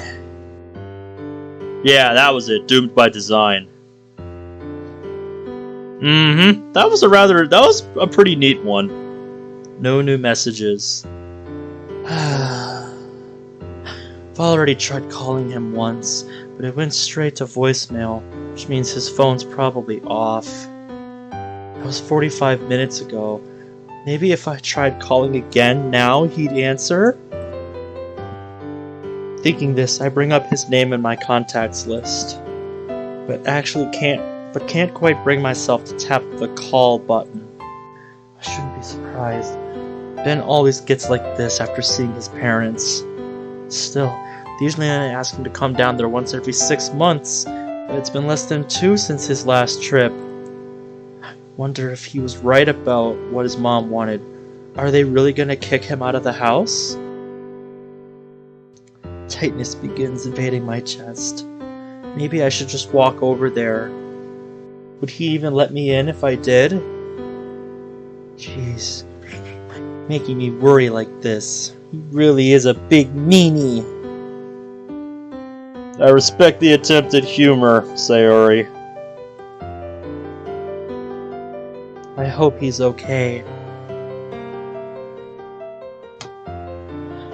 Gripping my phone a bit tighter, I continue waiting a call that isn't likely to come.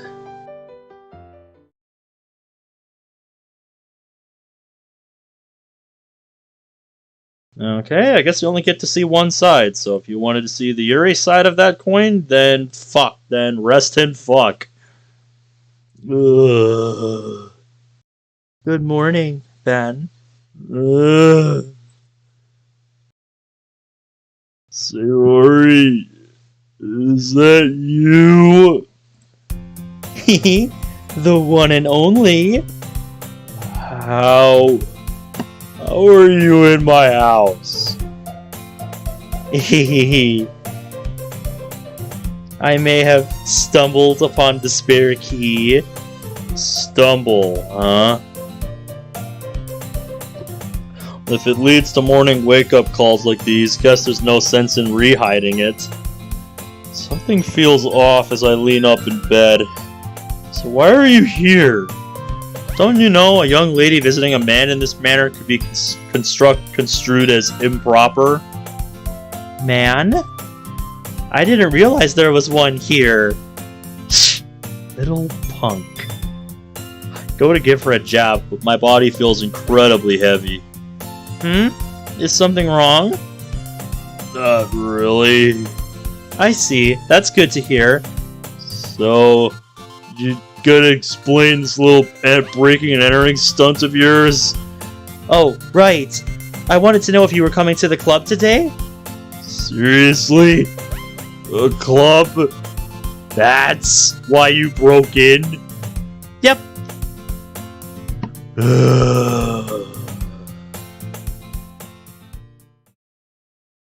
The music stopped. Actually, there's something I wanted to ask you about that. Something important. Should I stop showing up? This came out of nowhere. Jesus, just what exactly went on between him and his folks? Damn, this just got serious. Wait, why would you do that? My parents. I went to see them. While I was at their apartment, I visited her shrine. Seeing it made me think, should I really keep on doing this? This me, the person they think is me, the one they're getting close to, just isn't tricking people like this wrong? Do you think the way you act now is just an imitation of her? That you're being dishonest by behaving this way? It's not how I think, it's how I am. You should know that better than anyone. Compare how I acted back then versus how I act now. What do you get? Two people who are polar opposites from one another. Exactly. Girls in the club, Kaiba, everyone else I've spoken to since then. I don't know, Ben. They don't... That brat from back then. Do you really think he would ever blend in with a group like this? You're saying he couldn't? Of course not. And why is that? You're asking me? Were you the one who had to put up with him? That's right. Honestly, I couldn't even get people to acknowledge my existence back then, let alone make friends. All because I was her untalented little brother. It's just a pebble lying next to a mountain. And now that she's gone... Ugh! Several seconds pass in silence. Now I'm a pebble lying next to a crater. Perhaps you're right. But if someone can't see that crater, what difference does it make?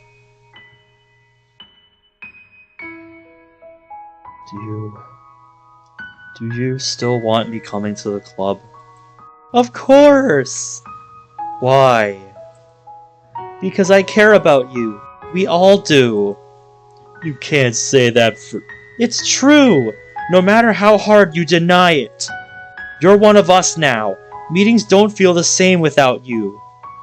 Even if you say that, it's not me that they want to spend time with. It's her. Rather, my bastardized attempt at trying to emulate who she was. So you admit you're not a perfect copy? Of course not. Of course I'm not. Normal people like me can never amount to being someone like her. Doesn't that mean there's still a part of you inside the imperfect copy? Isn't that enough? My head begins hurting as I try to make sense of her words. You'll come back to us, right, Ben? Gentle smile on her face, Ari extends her hand. It's all right. You can take your time.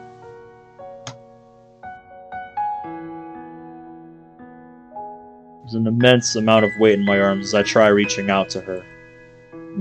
That's a good start. Huh?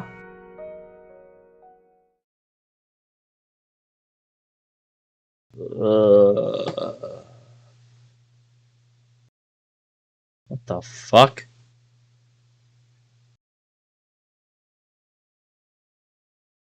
Dull pain fills my head.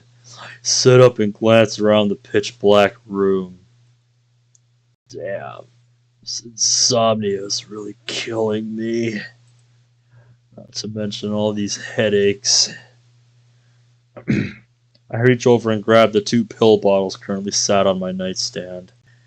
Ever since our festival trip, I've been unable to sleep without taking an over-the-counter painkiller and melatonin tablets. Even with both of these... I was having a dream just now, right? Wonder what it was about? This has been pretty extreme, given the cold sweat currently soaking my shirt. Gross. We're pulling off the damp tea and tossing it in the floor. Sorry. I lie back down while staring off into the darkness. Still, wasn't Sayori there? Her face definitely comes to mind when I try to remember it. Maybe I should send her a message? She'll worry herself to death otherwise. This idea falls apart as my phone's home screen shows a time of 4 a.m. Guess I could just tell her on the way to oh, right. School. Wonder how the club would respond if I suddenly showed up. But if someone can't see that crater, what difference does it make? I begin feeling hot flashes as the contents of my dream come rushing back. By the time I've remembered what I can, the pain in my temples is searing. Seriously? That's what I was dreaming about?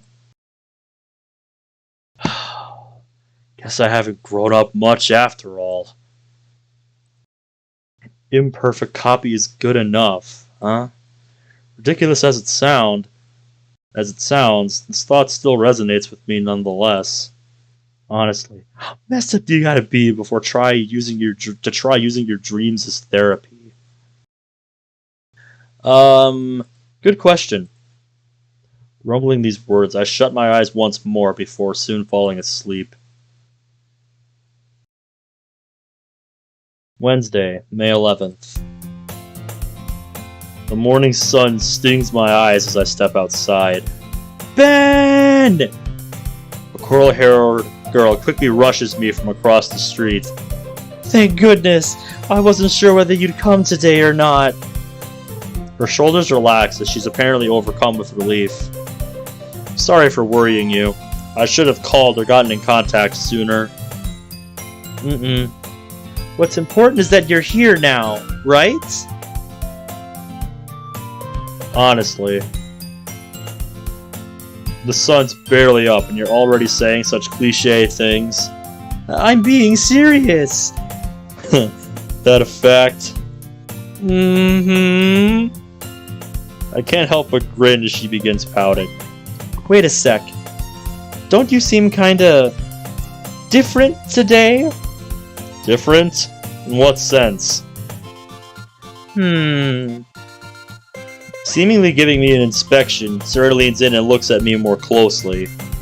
I don't know, but something definitely feels off about you. Well, whatever it is can likely be chalked up to sleep deprivation. Sleep deprivation? I haven't had a good night's rest since last week. Though being restless late in the evening is probably normal for a healthy teenage guy. What's that supposed to mean? Come to think of it, you were actually in a dream I had last night. I was? Yeah. Saying this, I used my arms to cover my chest. I had no idea you could do such perverted things, Sayori. What would your parents think? What things? That wasn't me? Why are you having those kinds of dreams?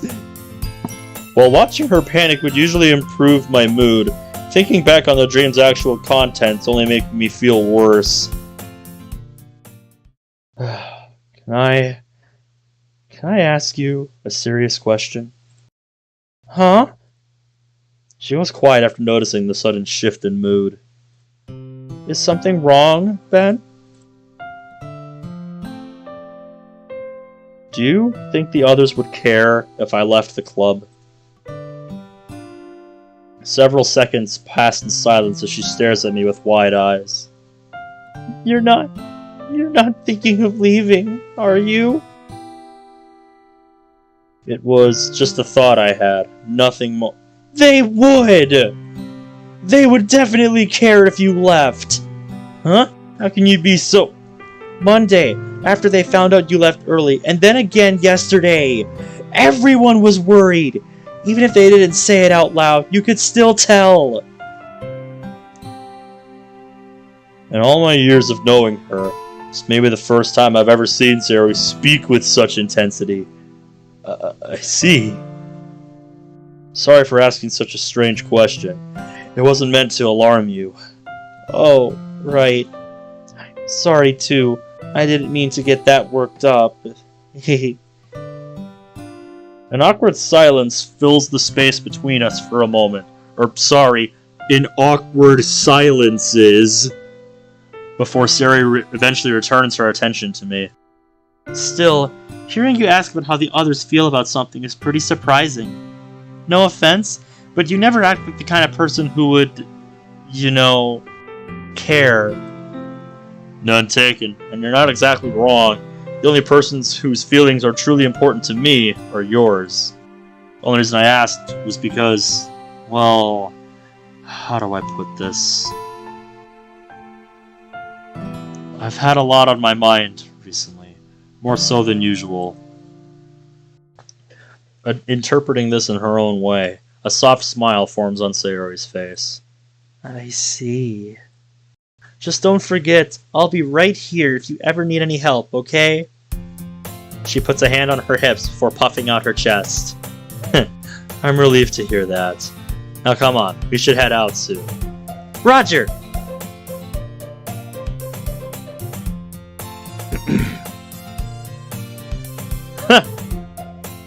I mean, hey, can't help what you like. A few minutes into her commute, Sari brings up something that's likely been on her mind for a few days now. How'd the meeting with your parents go? About as well as you'd expect. They want me out of the house as soon as I graduate. I told them waiting until the college semester starts would be easier. We argued, they yelled, I yelled. Pretty standard stuff, really. I see. But how would waiting until college starts make it out easier? You can't move onto campus until around the time the semester begins. Which means I'd have nowhere to live for a few months if they kicked me out prematurely. While my living situation and well-being may not mean jack shit to the... Ben! Sorry. While my life may not be important, they know leaving me homeless would reflect poorly on them. We probably never would have reached an agreement if not for how annoyingly prideful they still are. Agreement? Does that mean you were able to settle on something? In a sense. Once I take the entrance exams, they'll get into contact with the university and try making arrangements to have me move in ahead of schedule. Ah, shit. This is assuming I pass, anyway. Are you really okay with that? Better than living on the street or having to bum off someone else. Self-centered as they may be, letting me live here at all is essentially charity on their part. I am grateful for it, but that doesn't mean I dislike them any less. Glancing over, I sense Sari now has a gloomy expression on her face.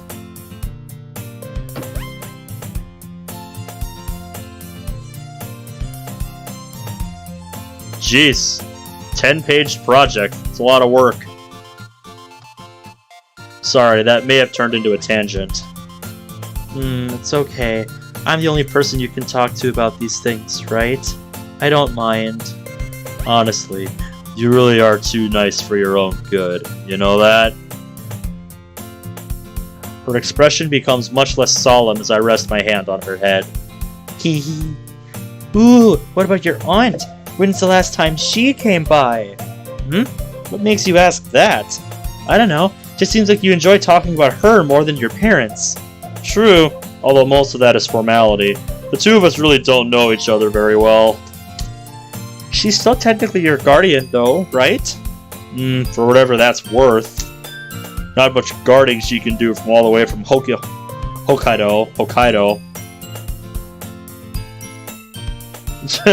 Because that 41-page script is something you actually care about. I can attest. Plus, she doesn't exactly have much in the way of legal obligation now that I'm 18. Yes, you've got a point. But she still seems like a nice person, even though I've only met her once. Well, you're not wrong in thinking that way. She came over around last Christmas to give me a gift and prepare a nice dinner. The two of us spent most of the evening just talking before she left to catch a train. You haven't seen her since? She's got her own kids to take care of. Wouldn't be fair to them if she was constantly wasting time visiting a punk nephew like me. The two of us stop as we approach the school's gate. You're coming to the club today, right? I should let everyone know I'm still alive and kicking. Great! See you then, Ben. Right. With this, Sarah happily trots off towards her homeroom.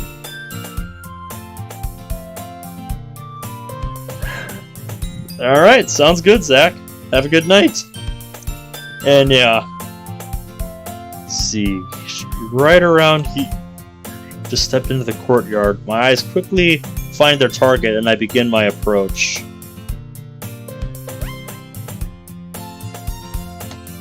Yo! Ah! My slap on the back is almost startling enough to make him fall off the bench. Ben?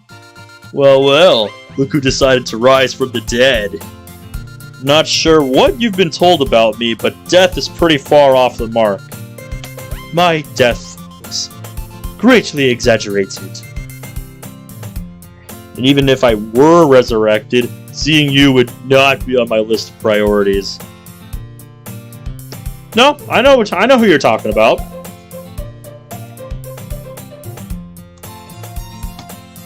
You must be feeling alright if you've got enough energy for comebacks.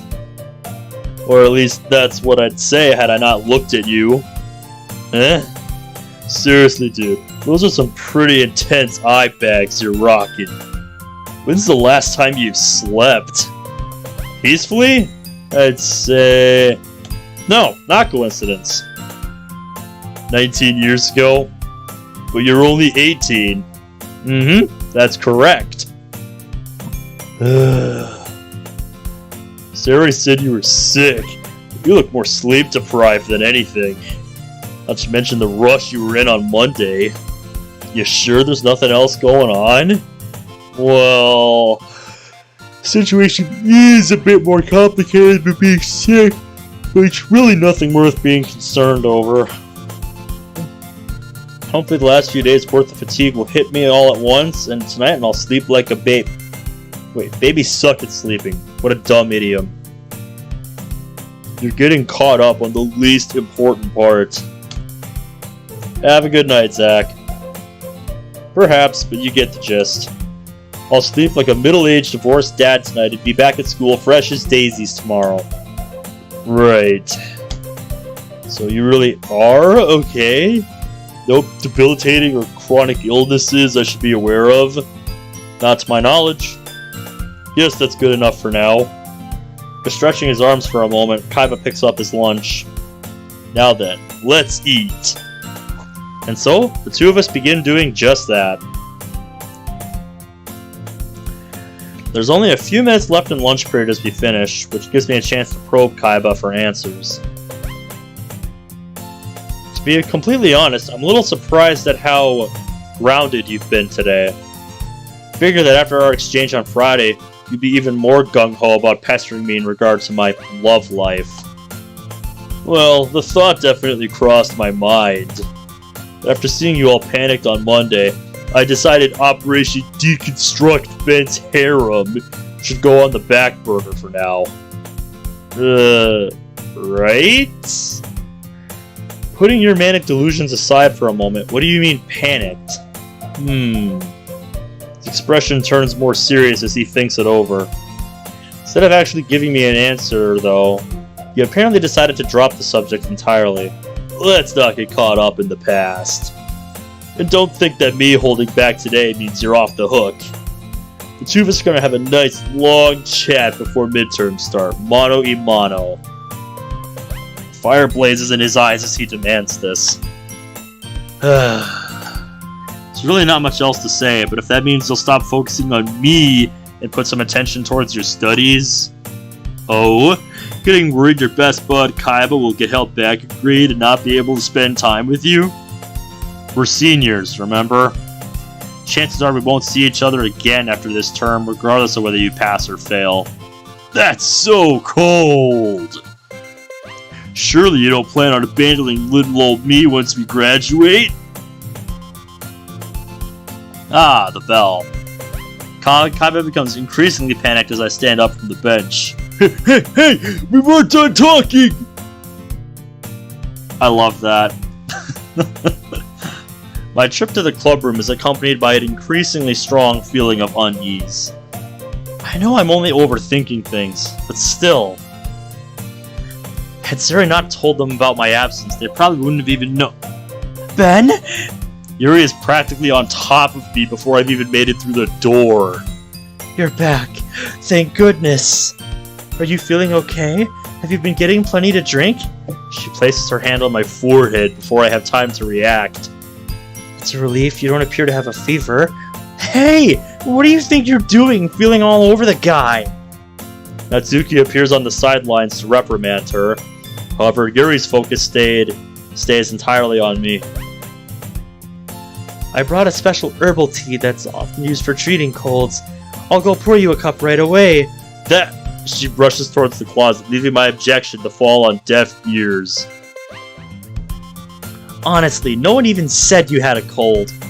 Her really does try too hard sometimes. So, you okay or what? I mean, not that it matters to me either way. The other three have been gloomy ever since Monday, which has been super annoying. So I'm a pain whether I'm here. So I'm a pain when I'm here and when I'm gone? Exactly! Shouldn't even be possible for one to be so troublesome. That a fact. And I'm fine now. Thanks for asking, Natsuki.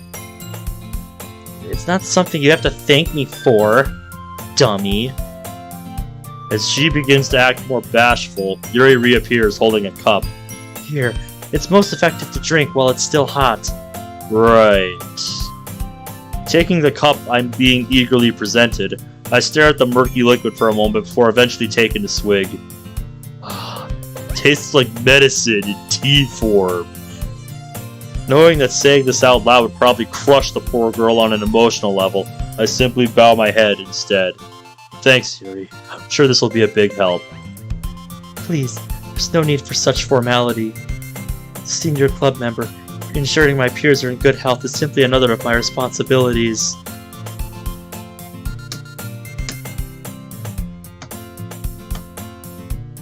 Right, Natsuki? Her face quickly turns red as our attention falls on her. Don't know what you're talking about. You don't? But I thought the whole reason you baked the... Forget about that! He said he's fine, right?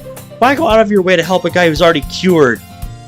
Well, Natsuki's mad, getting mad over whatever it is she said, the door behind me swings open. So this is what's causing all the commotion. Hi, Monika. I see Monika and Suri standing together in the doorway. Seeing as how everyone's already gathered around, I suppose now would be the best time to congratulate you on your return. I do hope the afterlife treated you fairly. Sorry to disappoint, but I'm afraid death wasn't the cause of my absence. And you don't exactly seem all that surprised by my resurrection, either. Only because a little birdie has already informed me of your recovery. Well, thanks a lot for telling the rest of us. Here, I thought he was a goner for sure. Again, what's this obsession with my mortality? Do I seriously look ill? They do say a person's external appearance is a reflection of their innermost self. And considering that sick personality of yours, it only makes sense. They're in sync now? Oh, Sayori, have you not been paying attention? Come now, you two. We should be more considerate of Ben's health. Eh? It's not like making jokes is suddenly gonna make him feel worse. Taking her words as my cue, I hunch down while clutching my chest. This is the big one, and it just relapsed. Ben? Quick, call the nurse! Right. Forgot some of the other girls on this group aren't as good at taking jokes as others. Sorry, Yuri. There's no need to get so worked up.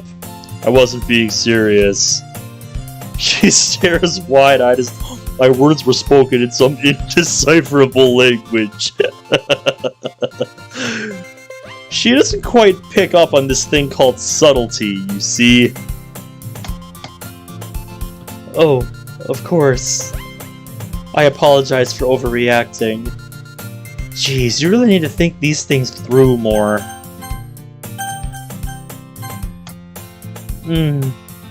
Well, now that we're all buddy-buddy again, how about having a meeting? Meeting? Seriously? Just because he feels better now? In that case, allow me to prepare more tea for everyone. Thanks. And could you use a blend that's more refreshing than the one you gave Ben? She asks while looking at the medicine water I'm currently holding. Of course. Would oolong be okay? Yep, that sounds wonderful! Ooh, if we're having a meeting, should we do that again? Good thinking, Sayori. Would you kindly start setting everything up for us? Yes, ma'am. Guess I'll help Sayori since you don't have any cupcakes this time. Thanks, Natsuki! Hey, that doesn't mean you can start pulling on me! She drags Natsuki towards the back of the room as Yuri rustles around inside the closet. Mind filling me in on what having a meeting usually entails? Don't worry, there really isn't much to know. We call them meetings, but they're more like group get-togethers. You've actually attended one already, remember? On the day you joined the club. Her words click with me as I see Siri shifting around desks to form one big table. I see. Though, like Natsuki said, me coming back doesn't exactly warrant the extra effort. Don't fret. Your return is only part of the reason. It's also because we haven't had one since then. Maintaining close relationships among members is something every club should strive for, wouldn't you say? Huh, that sounds very president-y of you. Right! Monica! Ben! Everything is set up! Excellent! Good work, Sayori. Hee hee. With the table now assembled and the tea prepared, we all take seats and begin casually conversing. The discussions, while not very deep, do leave me feeling something along the lines of comfort. Well, that's good, I think. Sayori happily hums to herself as we make our way home together. Even with the positive aura she's protruding, my thoughts about the last few days only continue to dampen my mood. It's becoming clear that the source of unrest stems from my relationship with the literature club. That much became obvious when I stopped being able to sleep soundly after the festival.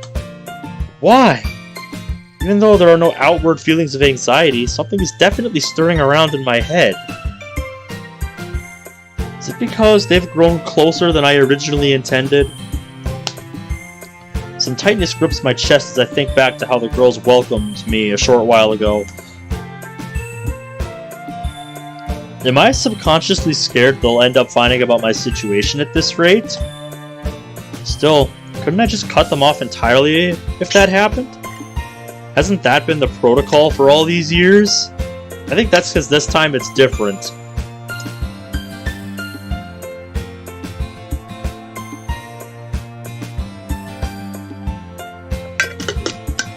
Why? Why does thinking of doing that make me feel so uncomfortable now? Huh? I'm stopped in my tracks as a finger is driven into my cheek. Something the matter, Sayori? That's what I should be asking. You haven't said anything. You're making a really scary face ever since we left the school. Which means you're thinking something bad, aren't you? Honestly, she'd be a lot better off if she applied that awareness to literally anything else. Sorry, but my thoughts aren't necessarily bad, per se. Simply reevaluating where my priorities lie, that's all. Don't say that's all, like what you said actually made sense. You really don't have to worry about me, Sayori. I'm just, still adjusting to all this. All this? She looks at me confused for a moment before gently smiling. Yep. You mean the club?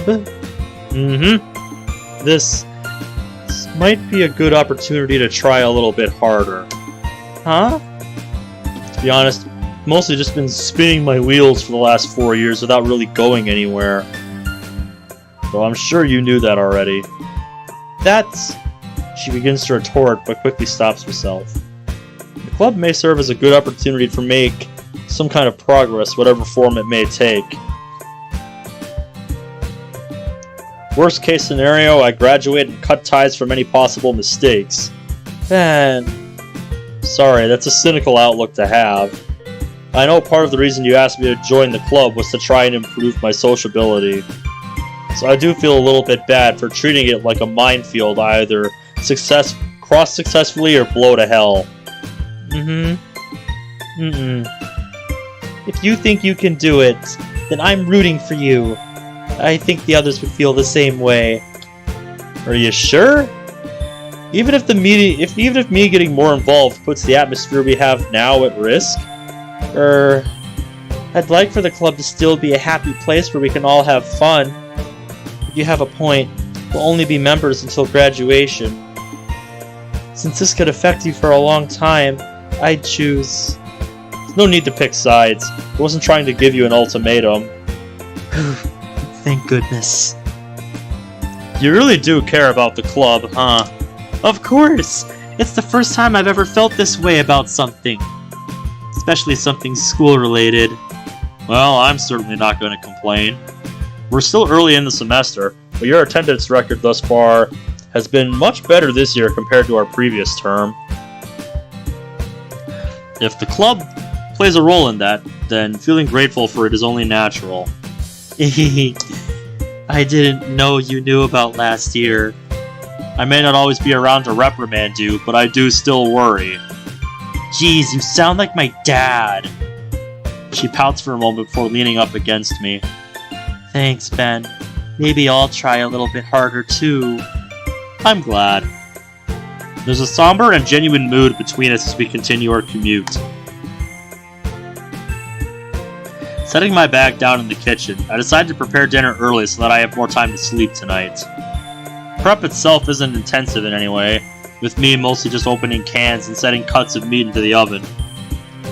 While waiting for everything to finish cooking, I open my bag to grab some schoolwork. Instead of seeing books, however, I'm first met with a pink plastic bag covered in various chibi-style cat heads. Are these cookies? How'd they... My mind quickly lands on the only possible answer. Honestly, that girl really is something else. Some of my unease fades as I try deciphering the actions of a certain tsundere. A little bit harder, huh?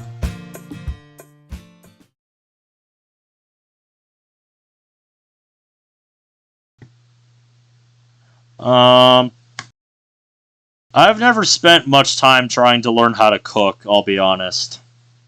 It's just... For me, it just seems like a lot of work. Skipping straight to lunchtime, huh? Aside from Kaiba and the girls, no other peers have made mention of my short-lived disappearance since yesterday. Even the teachers seem unfazed by a student or two falling off the radar around Golden Week. I'm not sure whether to chalk this up to my own insignificance within the class or the declining dedication of school students within modern society. Either way, the lunch bell's gonna ring soon, which we're already here. Let's spend some time with Yuri today. Hello again, Ben.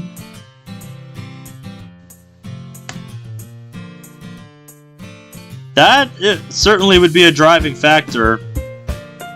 But yeah, I'm glad you do know how to cook, man. That's very noble of you. Yo, Yuri. Mind if I eat with you again? Please, feel free. After taking a seat next to her, I see she once again has an extravagantly boxed lunch. How have you been feeling lately? Has the increasing temperature bothered you at all? Huh? Did I perhaps say something wrong? No, you just were not very specific. No, not exactly. Just thrown off by how normal our conversations are. Normal? Is that a bad thing? Quite the opposite. Given the characters of the other girls in the club, having you around helps me feel grounded. I see. Well, if it makes you more comfortable, then I'm glad you feel that way.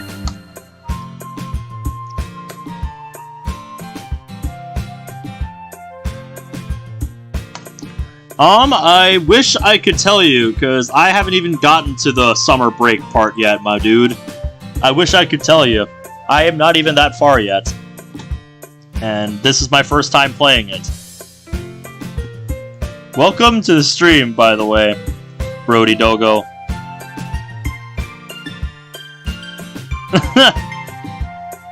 That sounds like something my mom would do if she was in the middle of something. Going back to your question, I'd say I'm adjusting well enough. The temperature is still pretty moderate though, so I don't know how long this will remain the case. What about you? Me? Sure. You a fan of the heat? I'm not sure if I'd go as far as calling myself a fan, but I am used to wearing heavy clothing. Heat doesn't bother me too much as a result. Heavy clothes? Well, you see, I sunburn rather easily, so long sleeves are essential on days with strong sunlight. The way she says this puts me off, but I'm not sure why. I see. Well, do try and be careful once summer rolls around. Of course. There's an uneasy feeling in my gut for the remainder of the lunch period. I get the feeling Yuri's shell may chip open a bit more in the near future. That's probably why.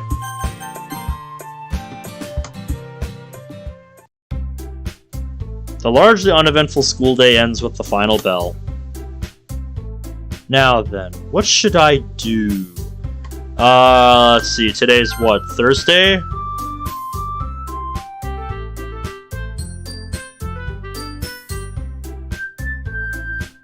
I believe so.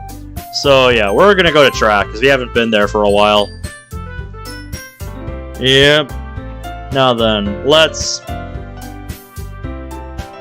we already learned last time this gets me absolutely nowhere as far as raising this.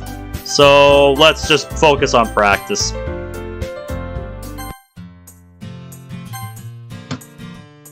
Yep, same old stuff.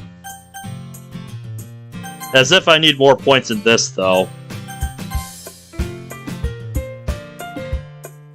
No! No! No! No! With my lingering annoyance from my mother's meeting having mostly dissipated, I decided to try using this evening in a productive manner. I mean, if I have to choose between these two, guess it's gonna be the former, because we already went running a track. Why waste even more time doing some running? Skip! Friday, May 13th. Oh, You know what's funny? Zach mentioned something about something coming out on a Friday the 13th, and well, look what it is. Friday, May 13th. How about that?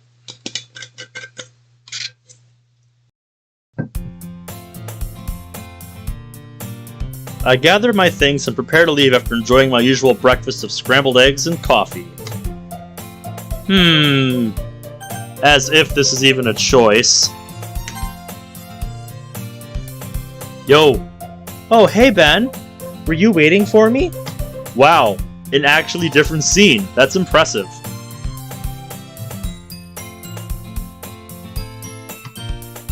Oh, when you turn 26, your birthday's gonna be on a Friday the 13th? That's amazing.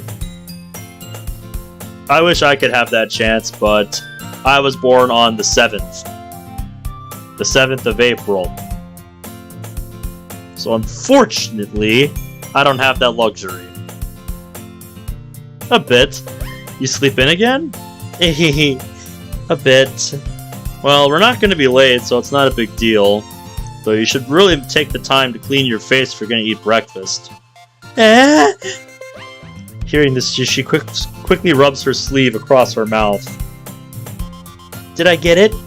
Mm-hmm.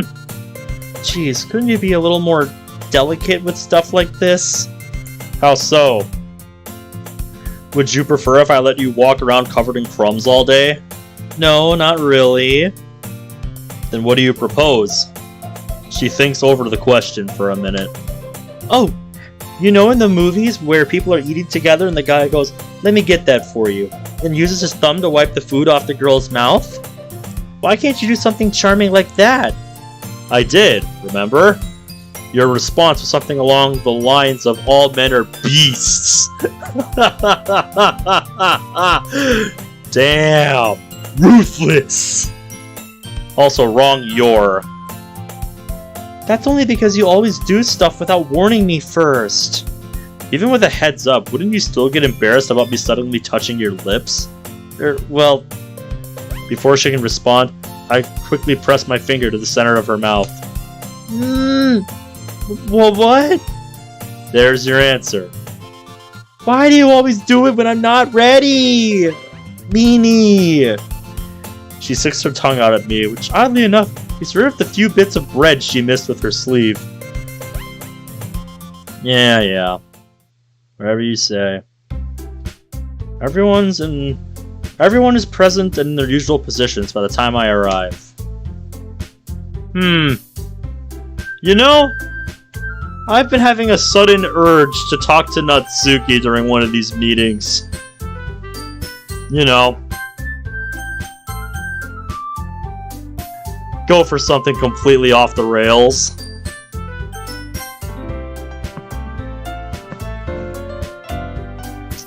What does everyone in chat think?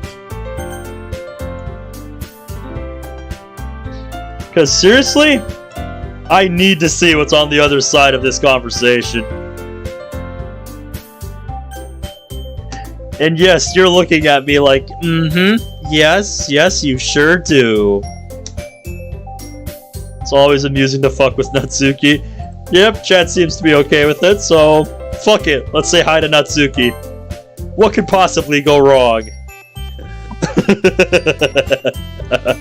This is gonna go absolutely horribly, isn't it? But you know what? We're starting to catch on to the Tsundere's ways, so let's try to break the ice, eh?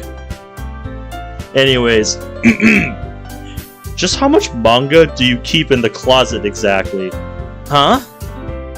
She turns toward me as I sit in an adjacent chair. Why do you want to know? No reason, really. I was only hoping to make conversation. Can't you go make conversation with someone else? Kinda busy here. She holds up the volume on her desk as though leisurely reading counts as busy work. I could, yes. But you're our lucky winner today, unfortunately.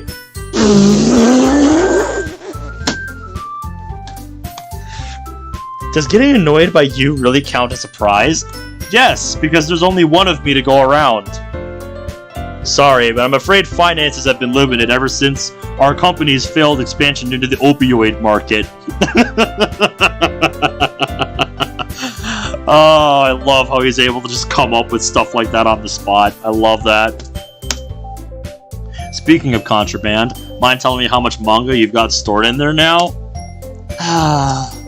3 boxes. Each one has a full series in it. 3, huh? Guessing you keep the rest at your house? Something like that. She seems abnormally evasive when answering this, though I'm in no position to ask why. I want to finish this volume before the club ends, so could you go somewhere else now? Oh, right.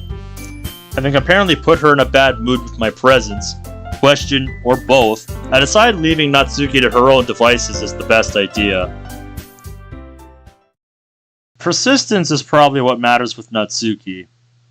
Oh, and day just ends. While many students use Saturday mornings to sleep in, I'm already awake and showered by 8 a.m.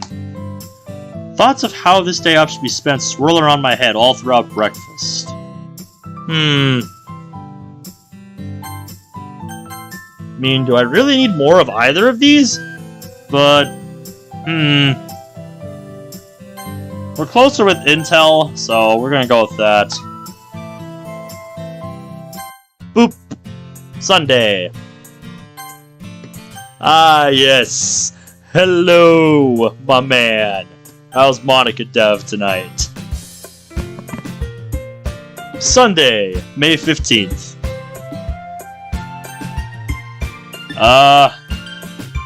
Nothing going on Sunday this time, huh? Let's go for a run. Fuck it. Man, uneventful weekend.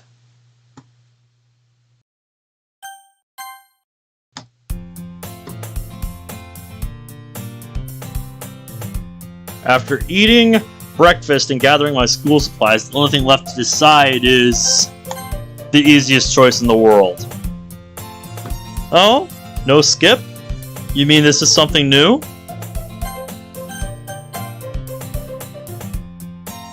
Wow. I'm impressed. Good morning, Ben. Morning. Nope, that won't do. Oh, really? What would that be, my dude? Try again, but this time with more energy. Isn't it too early to be doing this? It's got a point, Sayori. Come on.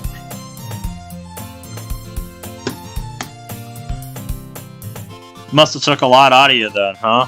Jeez. What was it for, if you don't mind me asking? She stares at me with she stares at me with expectant eyes and a big grin on her face. After gathering my energy, I cock my head back. Good morning, Sayori! That's the spirit. Yes, yes, mornings can bite me. Honestly, I'm thinking the low-power, anti-morning person version of you might be easier to deal with this time of day. Don't complain. It's mostly your fault, after all. Huh? How?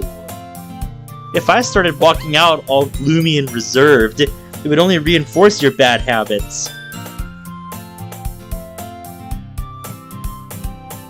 Yeah, that's a pretty good-sized solo, I might say.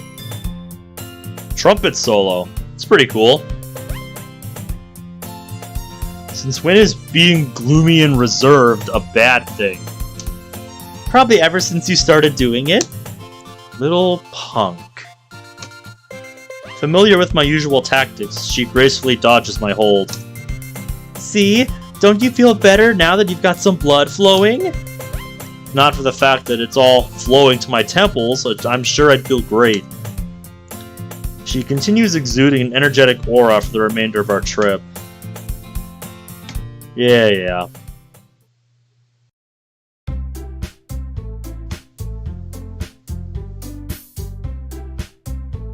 Yeah, nothing here seems to get us anything. Maybe we do this to get this up? I don't know. I don't know. Maybe we study to get that up to 3? I don't fucking know. Seriously, I am kind of surprised by the lack of opportunity to get this up. That seems very deliberate.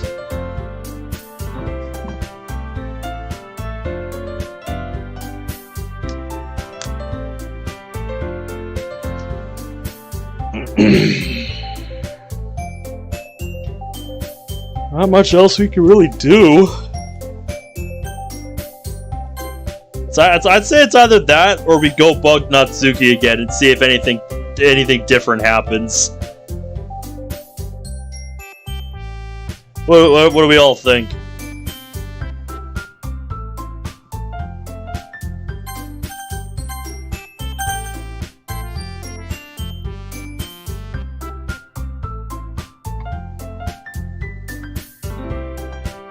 Hanging out with the characters gets you social. Well, that's news to me, because this says otherwise. Fuck me, you'd never know it from this playthrough.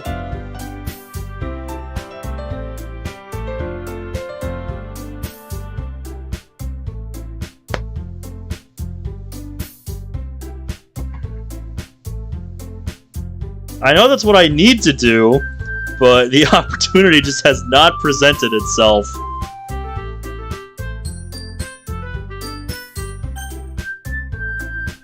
Part of me is tempted to just try this anyway, just to see what happens. But I feel like I should make a save before that happens, because if it does actually just let me try anyway, I kind of don't want to see that, because it would just feel wrong to do that. Well, gee, that explains a lot. Because if it's RNG, then I have had shit RNG.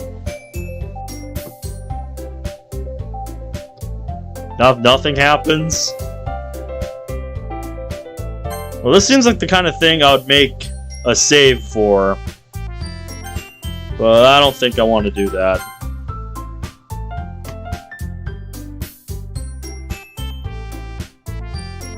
You know what? Since boosting intel is something that's more concrete that I can do, I think I just want to do that. Just get that up to 3 since we're so close anyway. You know, fuck it. It's kind of where my mind is at.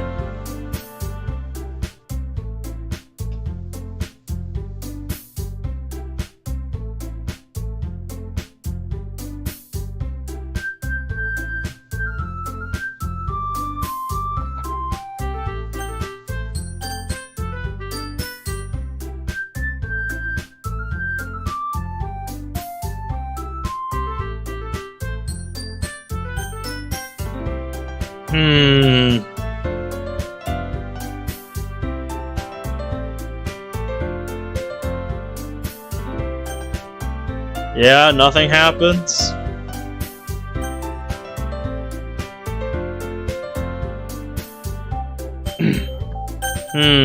Maybe something will improve if we talk to Natsuki again. Yeah, you know what? Fuck it. Fuck it, let's go for it. If it's the same thing, we can just skip through it. Okay, it is something different. Do you bake cupcakes for the club often? Huh? She glances up from her manga. Don't think you'll get any just by asking. That wasn't my intention, though your kindness really does warm my heart.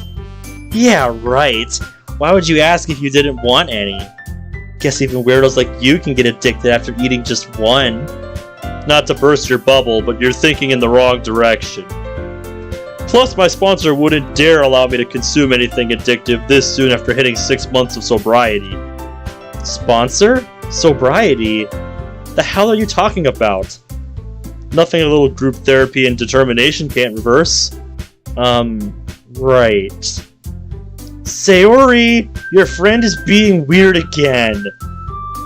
Ben is? What did he say this time? I don't know, something about 6 months in group therapy. You're not talking about being an addict again, are you? Again? He's done this before? I'm simply more open about my past hobbies than most people. You seriously can't keep saying stuff like that. What are you gonna do when people actually start believing you? Given the near zero amount of people I talk to on a regular basis, I'd say the chance of such a thing happening is quite slim. Why are you friends with this guy? The remainder of the meeting is spent with me being scolded for my inappropriate behavior. I get the feeling there may be an opportunity to improve our relationship soon. Yeah, sure. Tuesday, May 17th. Yeah, that was a complete waste.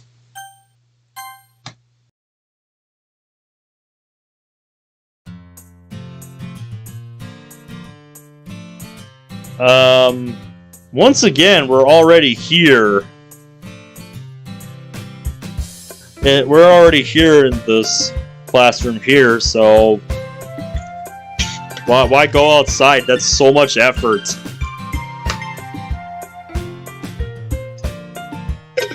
Like, seriously.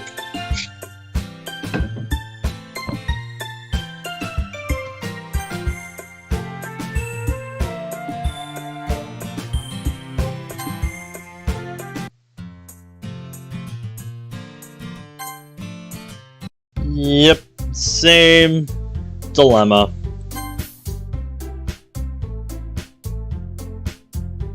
Right, Tuesday. So in that case, we're gonna alternate.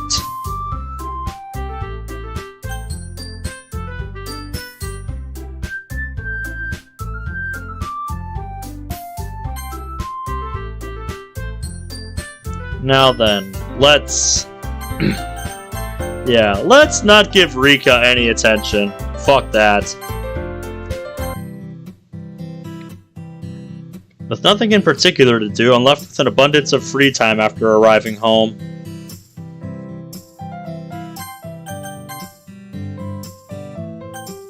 Well, now I can get that intel ranked up.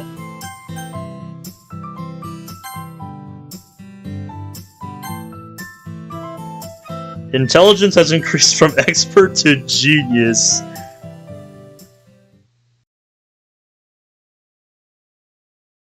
Wednesday, May 18th. Skipping straight to after school, huh? Rika's gonna stalk your ass. Yeah, it's Wednesday, so we're going to the club today. Monica and Sayori greet me at the door, where we stand around for a moment before splitting up and getting settled into our usual positions.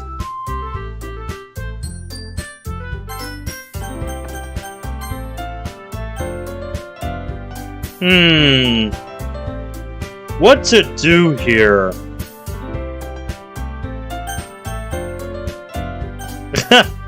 So apparently rank 3 is maxed out, so there's no purpose in studying anymore.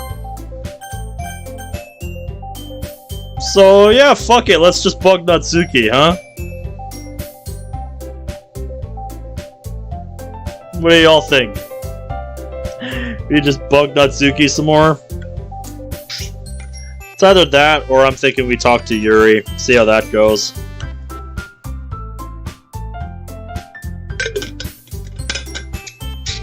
Harass the Soon? Yeah, you don't say! You don't say, mate. I mean, it's very reflective of real life, but still, I don't appreciate this.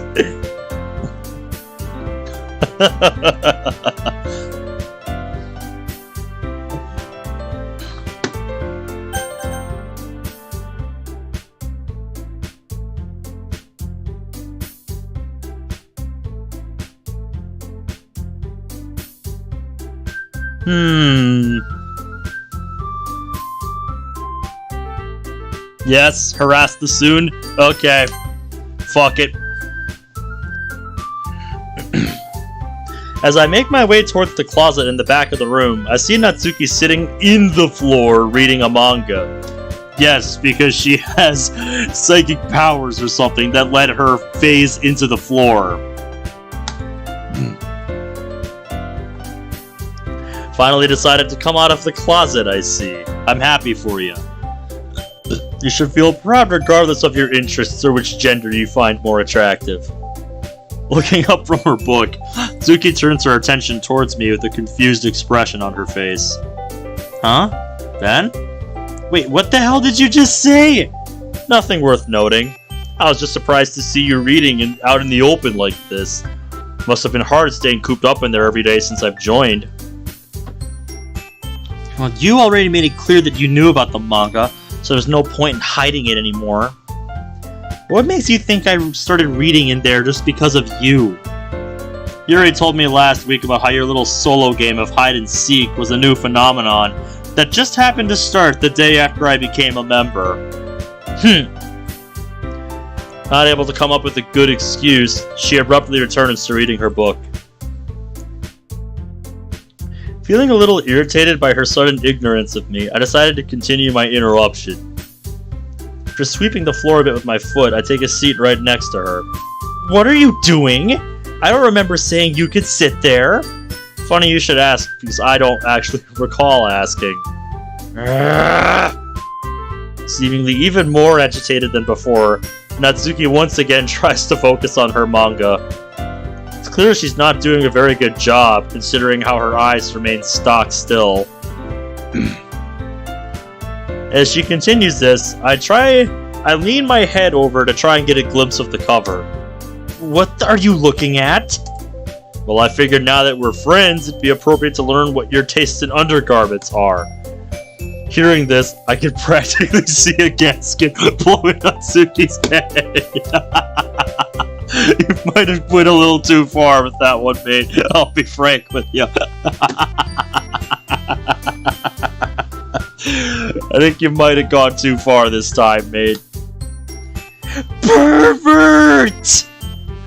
After yelling this, she slides a good meter away from me while pushing her skirt down between her legs. Come to think of it, saying things like that probably won't improve my moral reputation in the club. I'll have to try and rein it in. While I think this to myself, Natsuki glares at me with a look of rage and embarrassment. Oh, sorry, I didn't mean what I said. I was just trying to read the name of your book. I'm afraid I have no interest in the color of your panties. Looking at her, I actually see the book laying closed in her lap. If you keep saying stuff like that, I'm gonna have Monica report you for sexual harassment. Understood. I'll work to refrain from myself from making any suggestive comments regarding your clothing. I bow my head towards her to confirm my oath. Whatever, just stop interrupting me already. Reopening the book in her lap, she tries for a third time to continue reading. It's clear to me that she's even more shaken up than before by the way her eyes go back and forth frantically while looking at the page. Like she's trying to read fast, but her brain isn't actually picking up any of the words. Deciding not to press my luck, I simply lean my back against the wall and look ahead towards the rear door. So, Parfait girls, huh? Hearing an angry sigh come from Natsuki's direction, I turn my head to look at her. What about it? Nothing really. I was just checking to see if I read the title right or not. Come to think of it, is that the one with a lot of baking elements mixed in? How did you know that? Looks like my memory was correct after all. Turning my gaze back towards the door, I continue speaking. I have a friend who reads a lot of manga, and often tells me about the ones he found particularly interesting. I just happen to remember that one specifically because it inspired him to try his hand at baking. It did? Yeah. Sadly, my friend is an invalid, and so he didn't do anything but ruin a bunch of ingredients while momentarily increasing his odds of death by fire. Considering he's a friend of yours, that's pretty easy to imagine. I don't know what it is, but I think I'm cursed to only attract people who are awful cooks. Put him and Suri in the same kitchen, and the average lifespan of everyone in sight drops by at least a few decades. I'm a little thrown off by what sounds like a genuine laugh coming from Natsuki. I know, right? Sari asked me if she could help make cupcakes one time, and halfway through, I was scared I was going to end up in a hospital. The girl has her strong points, but cooking isn't anywhere near one of them. I haven't been able to grow hair on my left arm ever since the first time we tried making pancakes together. Jesus, it was that bad, huh? My god. Guys, I think we made the right choice. This is great. For real? To answer her question, I roll up my sleeve and show her my Sayuri-induced bald patch. That's hilarious. Well, I'm glad somebody gets a kick out of it. We continue talking about our friends' lack of cooking skill while also just discussing it in general. So what about you? What about me? As much as I hate to say it, you seem like a guy who would know how to cook. I'm glad you think that way. I do try and emit an air of baseless confidence in everything I do. Should I take that as a no? Cooking is just following instructions for the most part, so I'm confident in that area of it. But when it comes to creative design and meal aesthetics, I have no talent whatsoever. I just don't have an eye for that sort of thing. Are you serious? But that's the best part! What fun is cooking if all you do is follow directions? That way you might as well be solving a math problem or something. There seems to be a bit of a misunderstanding here, Natsuki. I don't cook for fun. I do it to keep myself alive. They say that there are two types of people in this world. Those who eat to live, and those who live to eat. Needless to say, I fall comfortably into that first category. I mean, I guess? But don't you at least care if it tastes good? If I had to pick between the two, I'd prefer that my food tasted good rather than bad. That doesn't play a role when it comes to preparing my meals. Taste is a secondary factor. Sustenance comes first. Natsuki stares at me in confusion as though I had just said something incomprehensible. I don't get it. Are you like a robot or something? If I am, I'm afraid that I'm not aware of it. Seeming somewhat disheartened by my approach to culinary arts, Natsuki gazes blankly at the book she's still holding. What about manga? What about it? You know, do you read it? I have to think about this for a moment before being able to answer her honestly. Can't say that I've read it since I was a child. I see. So you think it's just for kids too? I don't recall making a statement like that. You just said... It's true that I did when I was young, but I also regularly breathed oxygen back then as well. Just because that's the age I was when I did it doesn't mean that I believe it's something that belongs solely to that age group. It'd be a real pain in the ass if I had to stop breathing just because some punk kids decided to start doing it. She continues to stare at me with a mixture of happiness and bewilderment before she finally breaks down.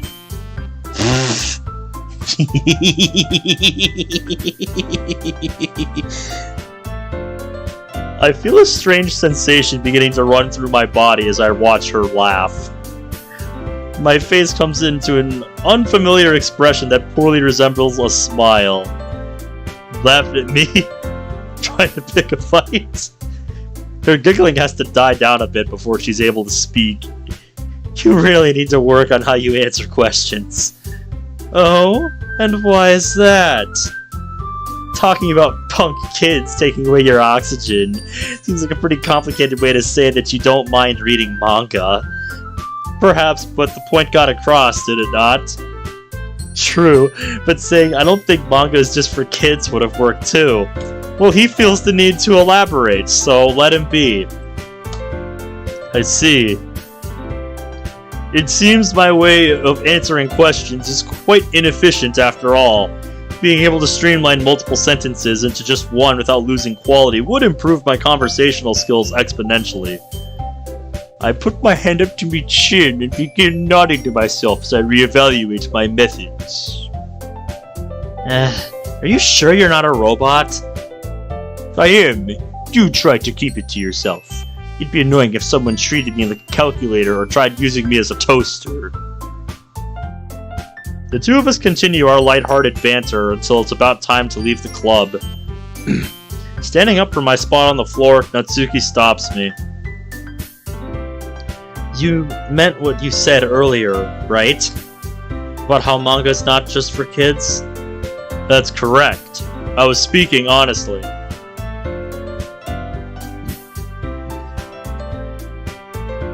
She fidgets for a moment before turning her head away and extending her arms.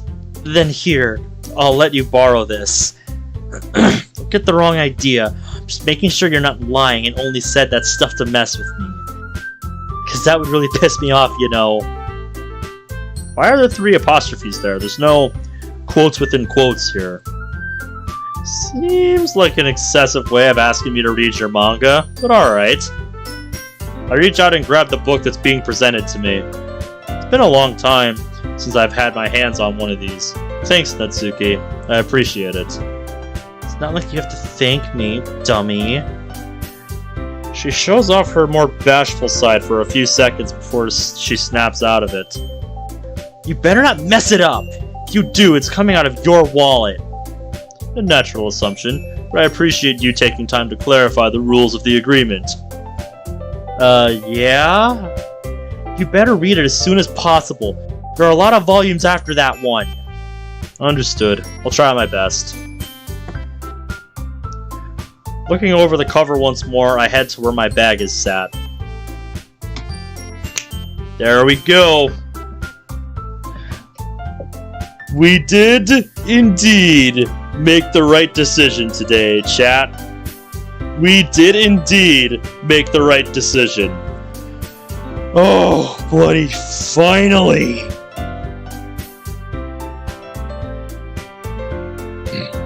Also, I love how level 1 is called dense. That's amazing. That gets an award.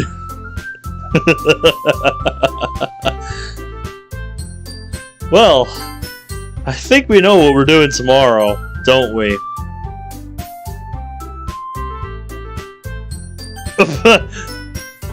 I guess we screwed everything up with Natsuki, though. But hey, we got what we needed, didn't we? That's gotta count for something.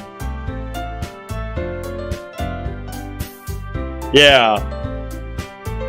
Something in me should have put 2 and 2 together and figured that out sooner, but it's good to know. Maybe that means I should do something with Kaiba.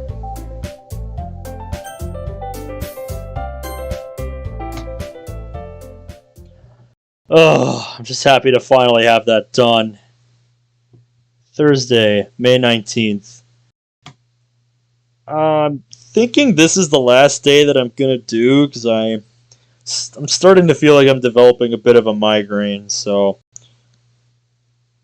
I hate to cut this session short, but unless Thursday is just criminally short, this is the last day I'm gonna do.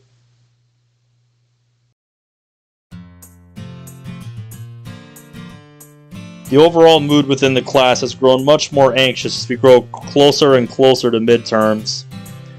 Many students even stayed behind to study once the lunch bell rang. I should probably head out before any of these procrastinators get the bright idea of asking the quiet kid for his notes. You know what? Fuck it. Let's go say hi to Kaiba. I'm probably gonna regret this, but let's do it. Fuck it. Looks like you got here early. Huh? Turning around, Kaiba sees me approaching from the east wing. Good, you made it! Need something? Sorta. Wanted to ask you more about the girls in your club. Why do I get the feeling that I'm gonna regret eating with you today?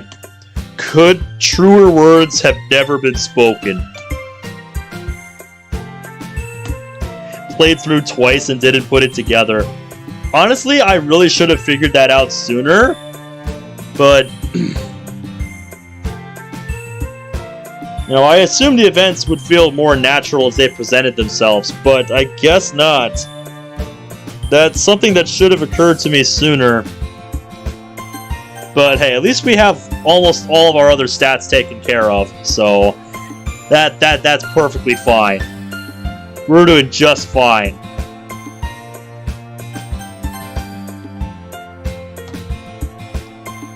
Come on, at least give me a chance first. I promise not to say anything you'd consider stupid.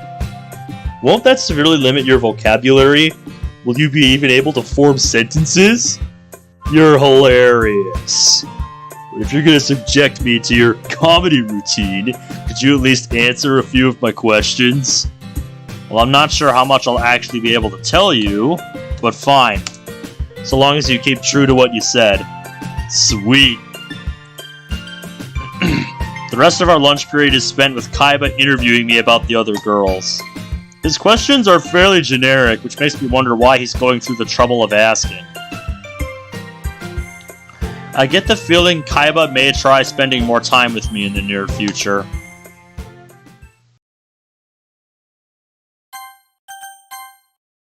Yeah, that was a mistake. With midterms approaching, I decide checking in with the club today would be a good idea. Zeri, Monika, Natsuki, and Yuri are all huddled together when I step through the door. I can't help but feel a little paranoid seeing the four of you gathered together like this. All eyes land on me. That's some good instinct. There are a few things more dangerous than girls plotting, after all. We weren't really discussing anything nefarious. Seems Yuri is still the only one who's safe to trust. More like the only one who can't go along with jokes. Natsuki. So, what's up? There a new item on the Literature Club agenda? Oh, you seem unusually eager today. Which is kind of creepy, not gonna lie. What happened to the whole brooding loner thing you had going on? I try getting involved in one event and I'm instantly called creepy. No wonder I've been antisocial all these years. She wasn't being serious, right, Natsuki? Well, when he starts acting depressed like this... Don't worry, I'm not upset. Hearing you say mean things actually works out pretty well. Huh? How?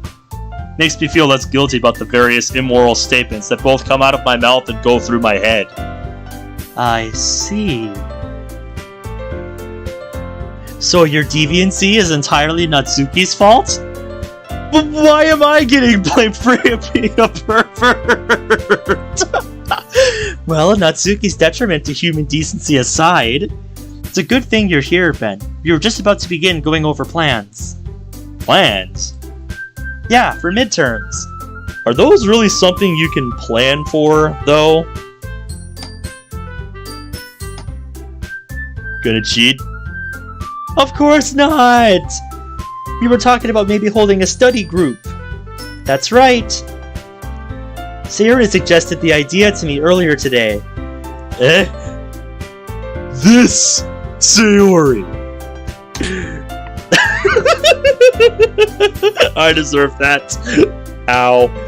The girl in question elbows me in the ribs as I try poking fun. I've been taking this super seriously, you know.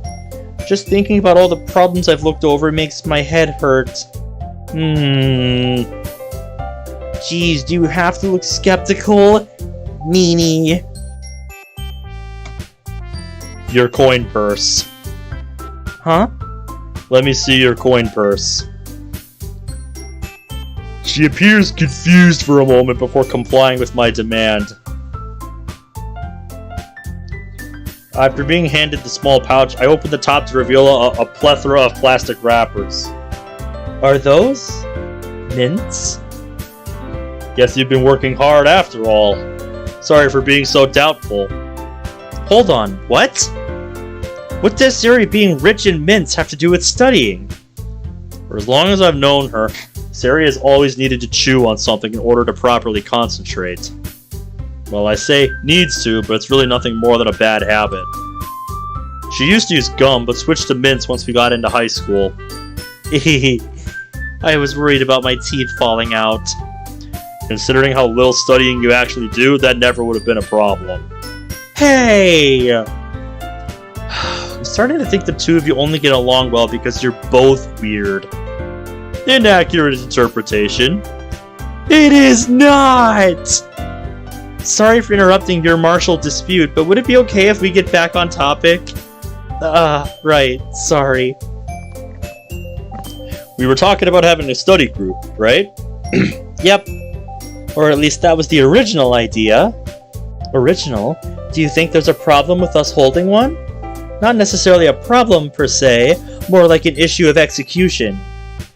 That's supposed to mean something? You see, midterms begin Monday, and today is already Thursday, which means we've got less than 4 days to prepare. I'm not sure how long each of you have already spent studying, but that's still not much time. Almost in unison, Natsuki and Sayori begin scratching their cheek. Are you suggesting it's too late for us to effectively study as a group? Not at all! While the 5 of us do cover a fairly wide range of academic prowess, the important part isn't the amount of time we have, but rather how that time is spent. A single day could be sufficient so long as you maintain a high level of dedication and focus. Not to sound dumb, but I'm totally lost right now. You would be, Sayori. Same here. A devilish grin creeps across Monika's face as she says this. You're suggesting we do a cram session? Perfect answer! Cram session? How is that different from normal studying? Monika looks to me for an explanation. Well, I'm not super familiar with the details myself, but cram sessions are basically the boot camp of studying. You go in until you either pass out from exhaustion or until the exam starts, whichever happens first. People seriously do that? I could never do that. No matter how much this girl would try to force me, I could never do it. No, that's too much.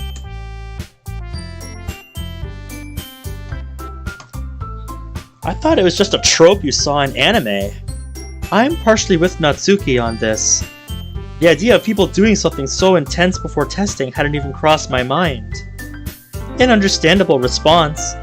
Normally, procrastinators and those aiming for the top marks are the only ones who put themselves through such a grueling experience. Am I right in assuming we covered those two categories? She looks to me once more. You'd be surprised if I answered that honestly. While I am a little worried about my grades, a cram session sounds way too intense for me. Same here. I may not rank very high, but I'm not exactly worried about failing either. Oh, is that right? A powerful aura fills the room as she begins brimming with evil intent. No offense, Monika, but you look kinda scary. Good, that's the intention. While it's true that you may not need to cram, don't you think doing so could be beneficial to the club? The club? You've lost me again. Yeah, not gonna lie, you've lost me too. Think about it. Wouldn't it be interesting if every member's score suddenly improved from last year? You mean the advisor might think we performed better because of the club? Which would in turn give it a better reputation? Exactly! No offense, Monica, but that's a bit of a stretch, don't you think? Like, can we think rationally for a second?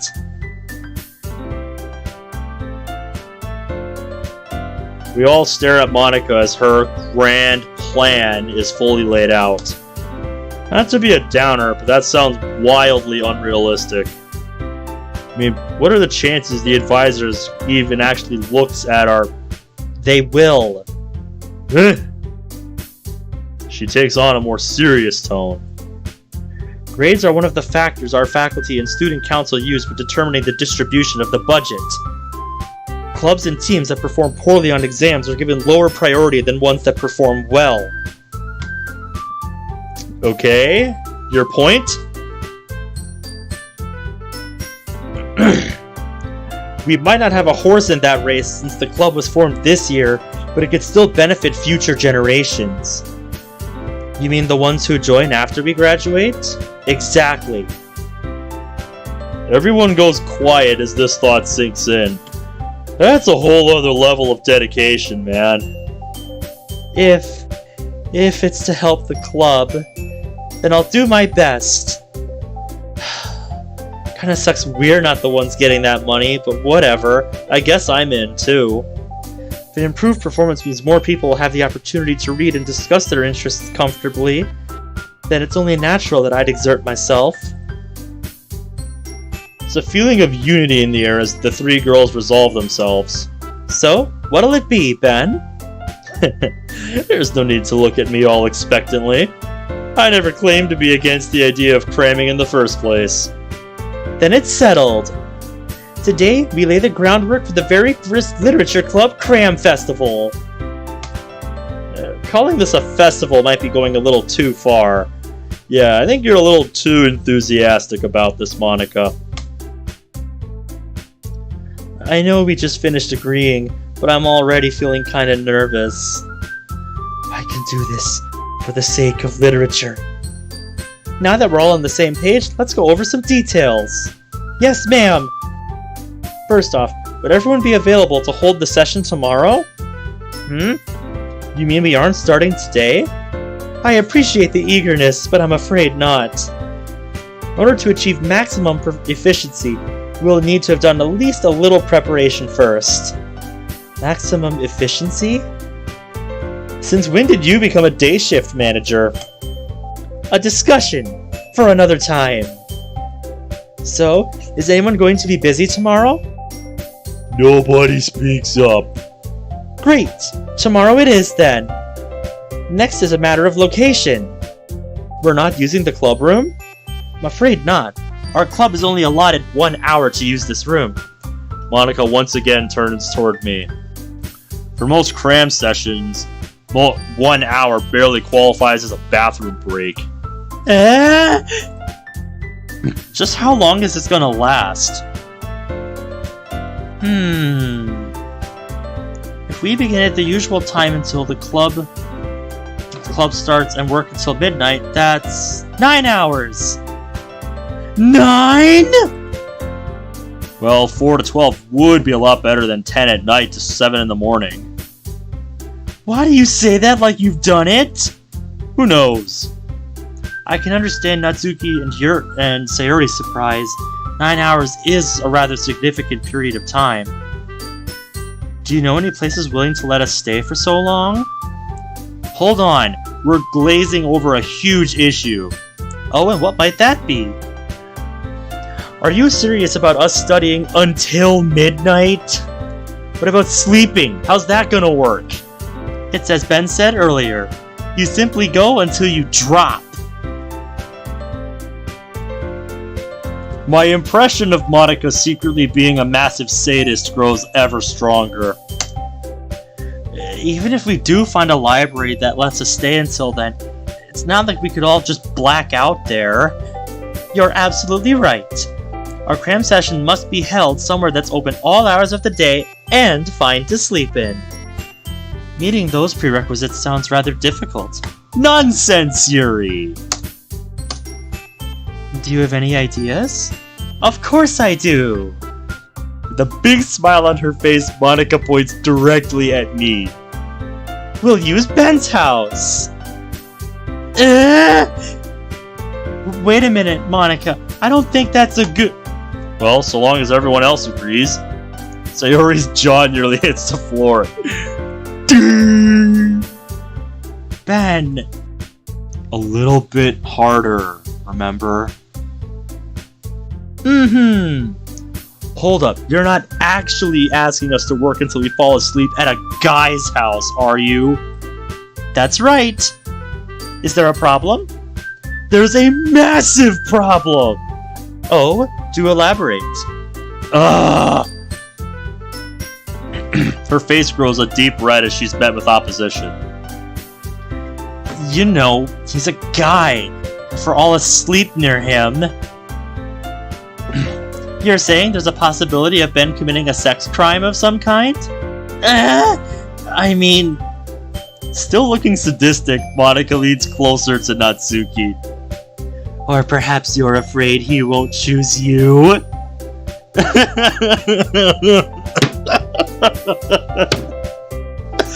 God damn it, girl.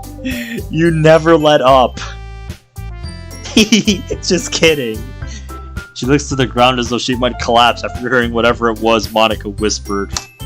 No offense, Ben, but Natsuki does bring up a valid point. Club's reputation would be devastated if news got out about how multiple girls spent the night at a guy's house unsupervised.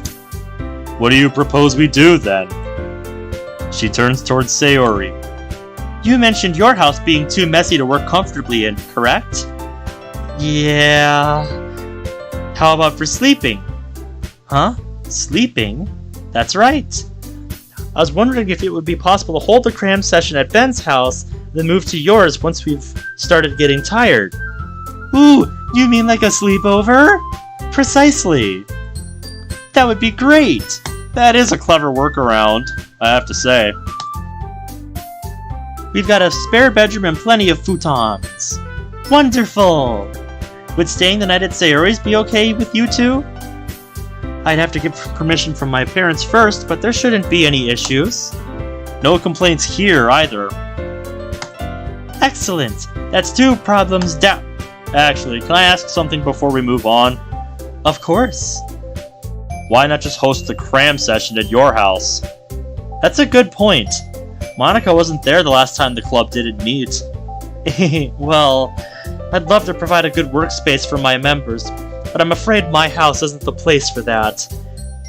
Why? Sensing a familiar feeling coming from Monica, I decide to interject. Well, some things can't be helped. Holding it at mine wouldn't be any trouble, so let's stick with that for now. Her eyes go wide. I'm here for you, girl. I see. So, we've got a time and a place. Anything else we should cover, Miss President? Those are the 2 major ones. The rest of the details can be ironed out in the group chat. Does anyone have any more questions? I've got one. Are we only doing this on Friday, or over the weekend as well? Please tell me we're not going to burn a whole weekend just to cram. Don't worry, tomorrow is the only day we're going to meet.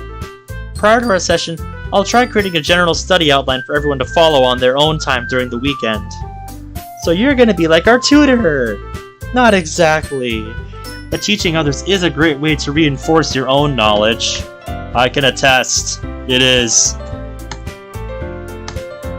I was nervous earlier, but now I'm getting kind of excited. It's not every day the top of your grade offers to help you but study. I'm grateful, Monica. You really don't have to thank me. We're all in this together, remember? For the club! Right! Seeing the three girls reply in unison gives me a clearer idea of the talent Monica possesses. Now that we've agreed on a time and place, you're all free to use the remainder of this meeting as you please. If we're to be using them in our study session tomorrow, I should go ahead and get my notes in order. Ooh, good idea!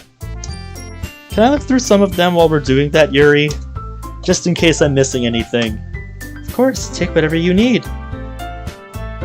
The three girls return to their desks before pulling out various notebooks and binders. Monica's expression once again turns serious once everyone else is focused on their own tasks. You surprised me, Ben. I didn't anticipate you agreeing on this plan so quickly, especially without Sayori's encouragement. What can I say? I might not be as lost a cause as you expected. Let's not get ahead of ourselves. This may sound egotistical of me, but did your obsession with my circumstances play a role in choosing my house as the location for our little group therapy session by any chance? Oh please, calling it an obsession is nothing short of an exaggeration. I've said this before, right? How I love a good challenge? Even though I never intended to serve as one? She waves her hand in a dismissive motion. Little details, Ben. Little details. What's the plan for when you do find this information you're looking for? What if uncovering it alters the current mood of the club? She remains silent for a moment. I don't like that look you're giving me. You're thinking something mischievous, aren't you? That sounds like a problem for future me. Honestly, just how irresponsible is my club president? Whatever the case, I certainly look forward to working with you, Ben. Notice the emphasis. That devilish grin from earlier returns as she says this. Right.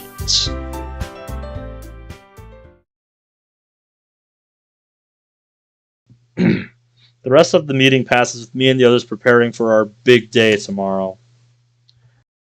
Sari asks an expected question not far into our trip home. Are you sure about doing this? I know you mentioned wanting to try harder, but still... I'm fine. Or are you only saying that because you don't want the cram session to happen? That's not it. I really am worried, you know. Her gaze drifts towards the ground. Thank you, Sarah, but this is something that has to happen eventually. I know it may be asking a lot, but will you continue to lend me your support? Until these things are easier for me to handle alone? She stares at me surprised for a moment before nodding her head. You can count on me. I feel better already. For a bit more walking, she asks another burning question. Are you nervous? You know, about the girls coming over and all? Well... So long as the upstairs' bedrooms are locked and everyone stays in the living room, there shouldn't be any issues. If we can maintain that, even our overly observant club president will have a hard time getting ideas. Right. That's good. But not really what I was asking. Huh? I mean, are you nervous about girls coming over? Wasn't a good time to ask last time the club didn't meet, so I'm a bit curious. Nervous? Because they're girls? I'll take that as a no.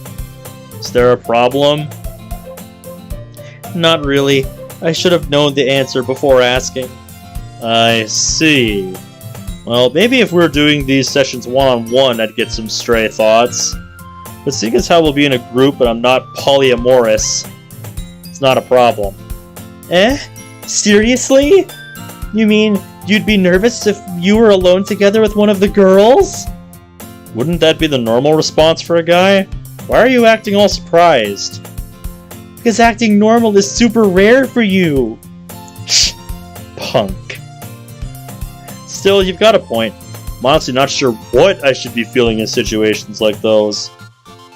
Some gears turn in Sayori's head before she begins blushing. Well, if you ever want to practice, see if you feel nervous or anything, maybe I could help. With you? I haven't felt nervous around you in years. We've been alone together plenty of times. You weren't supposed to say that, meanie! She sticks her tongue out at me before hurrying ahead. Oblivious as she may be at times, should keep in mind the fact that Sayori is still a girl. Maybe I should try harder with her as well. It's the least I could do. Ben, come on! You're helping me arrange my notes as punishment for being mean. Man, talk about being put through the ringer. What was that? Said I'd be happy to, Miss Vice President. Right answer! Adorable. Alright. And we are back to the trend of ending on a Friday. Sorry if this one feels a bit shorter, but I really don't want to push my headache any further. That, and I still need to get a little something ready for tomorrow, so yeah. That's going to be it from me tonight. I am really looking forward to this study session now that we've reached a pretty crucial point in the playthrough, I would say. So, yeah. Looking forward to seeing where this takes us from here on.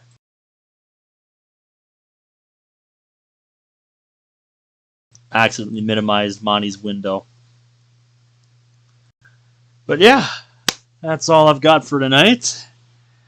I won't be doing more of this tomorrow, since currently Caleb and I are planning to continue Devil on G-String tomorrow. I know, kind of seems backwards, considering tomorrow is the anniversary of DDLC. But that's when Caleb's available, so that's when we're going to do it. But that's what the morning is for. I'll take your word for it, Michael, that it's going to be good. I can't wait to see it. Until then, place your bets on who's going to crash first in this cram session. And with that, thank you guys for watching. And until next time, take care, everyone.